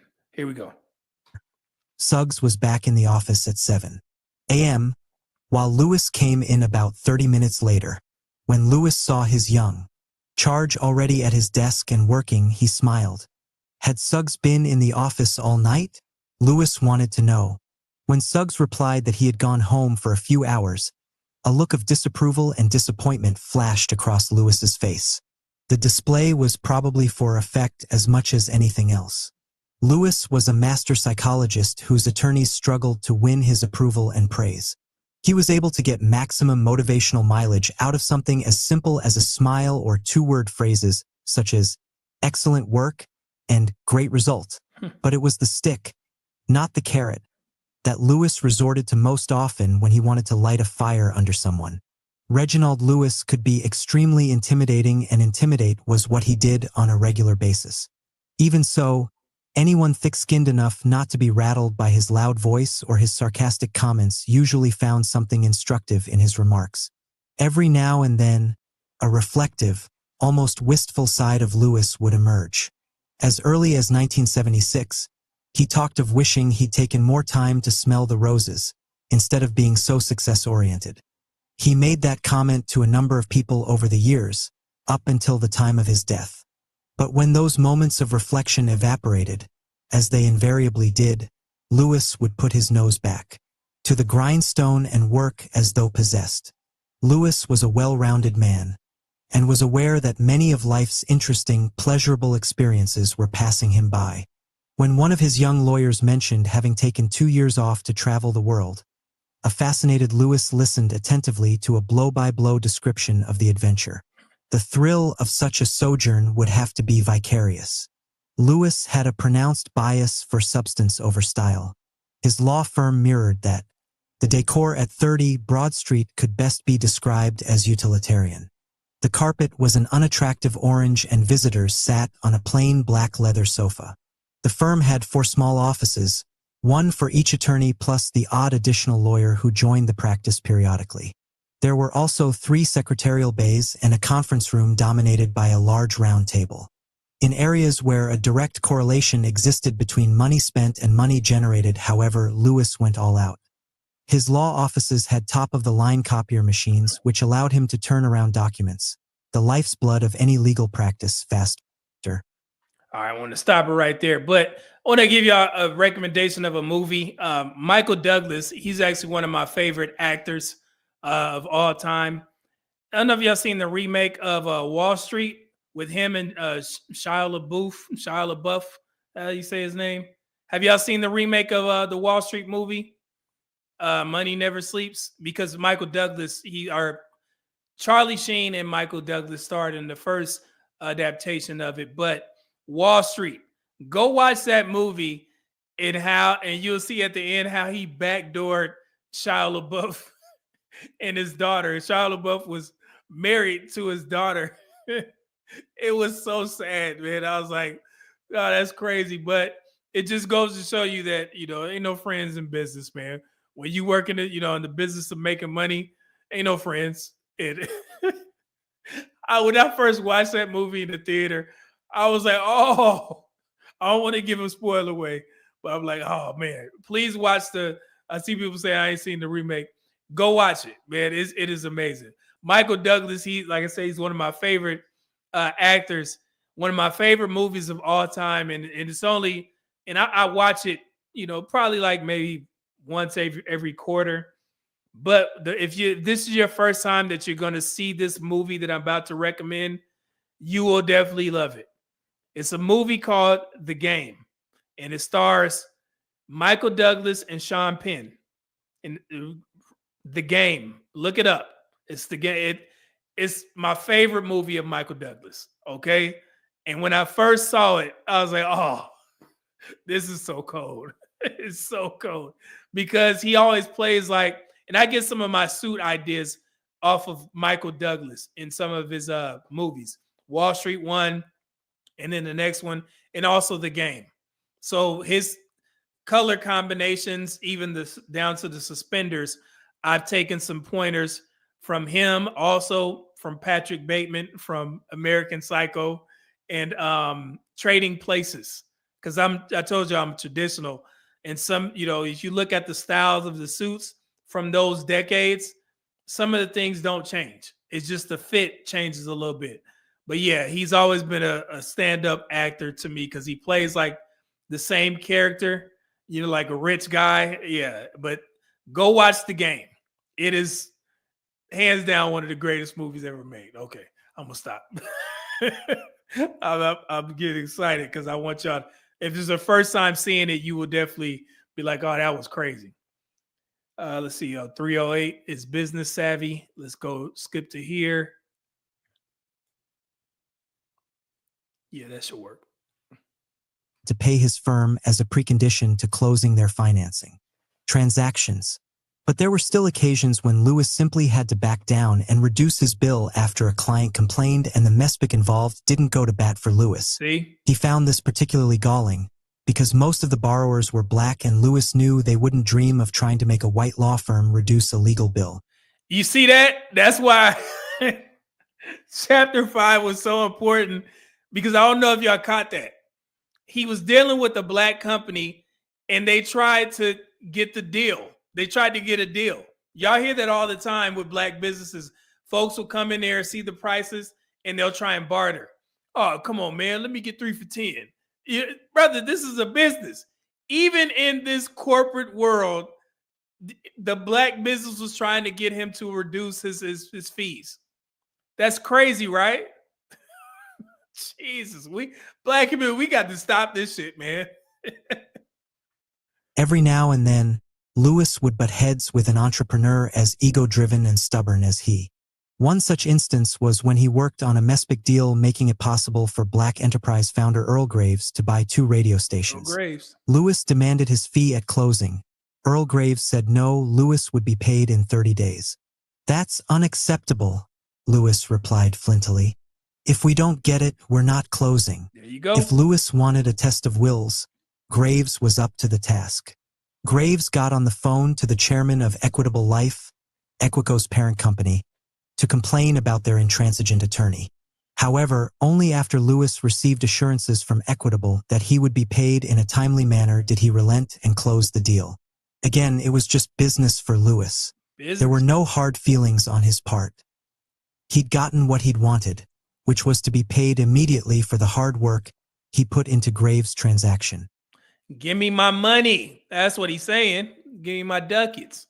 Okay, let's skip to 313 for the Essence magazine story. Including a movie by the name of River Niger, which was financed by $40 million in MESPIC money. Lewis and Archer both owned the rights to the music in that movie. When black-owned Johnson Publishing and another company made individual bids to take over Essence magazine, Lewis and Archer possessed just enough stock to hold the crucial swing votes to approve or kill the deal. Did you see that? So the book that he did discuss this is going to come up, but basically what's going to happen there, they had enough to sell their, to shares, to swing the vote to where if Essence was going to stay black owned or not. Now, if they would have sold their shares, Reginald Lewis and his partner, they would have made a lot of money. So this is how it turned out. Lewis believed that Essence was already well managed and in excellent hands, So he and Archer nixed the takeover attempt, even though they would have profited handsomely if they had sold their stock. By helping block the Essence takeover, Lewis had thwarted the ambitions of the then wealthiest black man in America, John Johnson, who owns Johnson Publications and publishes Jet and Ebony magazines. Lewis would later supplant Johnson at the top of the Black Enterprise list of the 100 largest black-owned companies with his acquisition of Beatrice International. Lewis and Archer worked well together in that they were somewhat similar. Both were formal, rather reserved, and not given to wasting time when there was business to be taken care of. Occasionally, the two would disagree. Nevertheless, Lewis later named Archer to the board of directors of both McCall Pattern and TLC Beatrice International. Word of mouth about the quality of his legal work was starting to bring dividends for Lewis.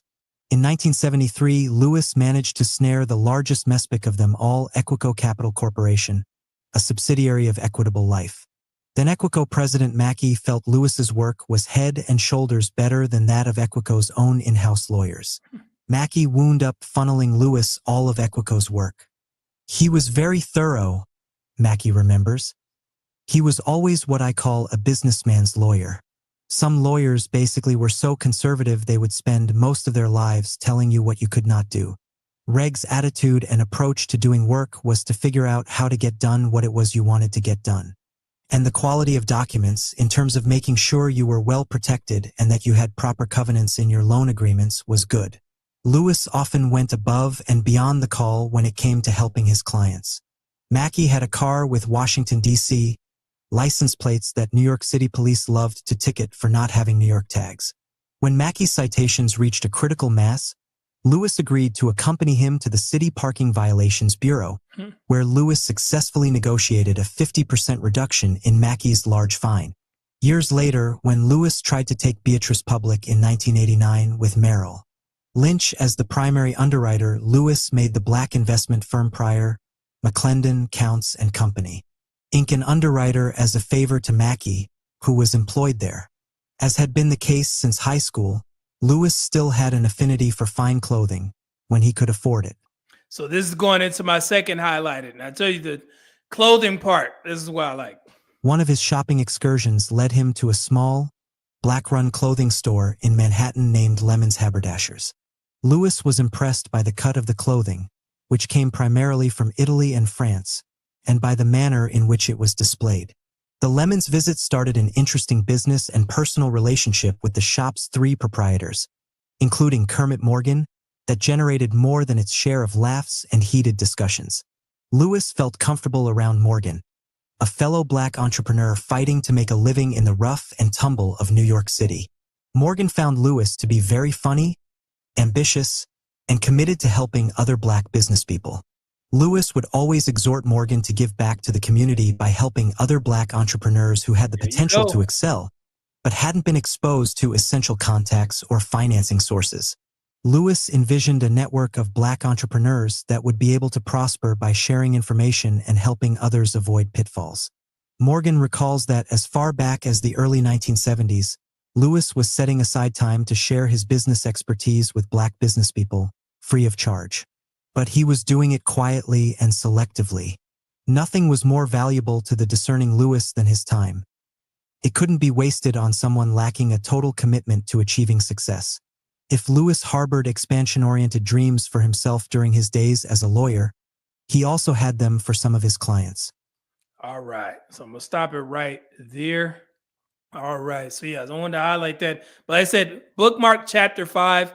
You guys will get so much out of it. The first 4 chapters are him working up to that point, and that's where the book starts. I don't want to give away the end because there are some jewels in there in regards to revenge. You know, that's my favorite part of the book. So yeah, if you want to, become a businessman, you definitely need to get this book, or a business owner. You will enjoy it. Man, it was so much in there, so much inspiration for black men and also the black community in particular, just to see a black man doing the things that he did at that, back in that time in the 80s. That was very tough. So $985 million deal. That's crazy. But yeah, please, you guys, go get this book.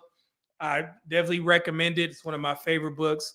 And we're going to continue with this Book review, I got something planned. I'm gonna do another dating review. I think you guys will enjoy that. But as of now, watch the white guys have all the fun. All right. It's definitely a great book. So appreciate y'all listening to a little bit.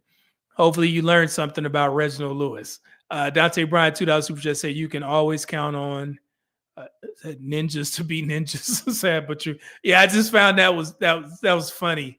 That it's like, man, they still trying to get a lower rate. Just because you like, come on, brother, let me get no, man, give me my money. All right. So it's Monday, man. We're gonna be back on.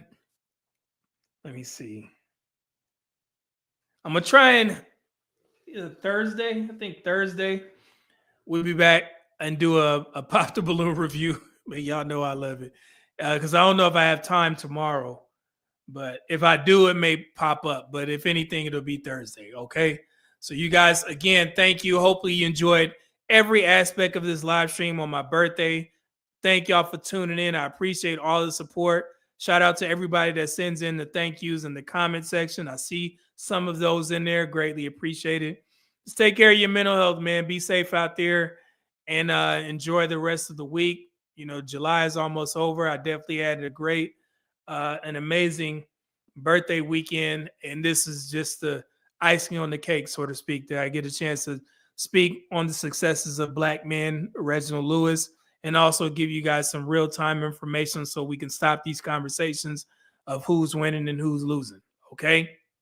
So I'm going to clip that up so you guys can have it. And yeah, I will get on the job and make it a little bit cleaner so you guys can have that for yourselves, all right? So again, I appreciate it, man. I'm going to just go ahead and enjoy the rest of my birthday. We're going to relax. I'm going to eat some chicken curry. Y'all know what I like. So she's wonderful, man. So yeah, so I appreciate it. Hold on, let me make sure. Shout out to everybody that sent in super chats. And my guy, The Real Books, gifted 1 Media Man membership. Thank you, brother.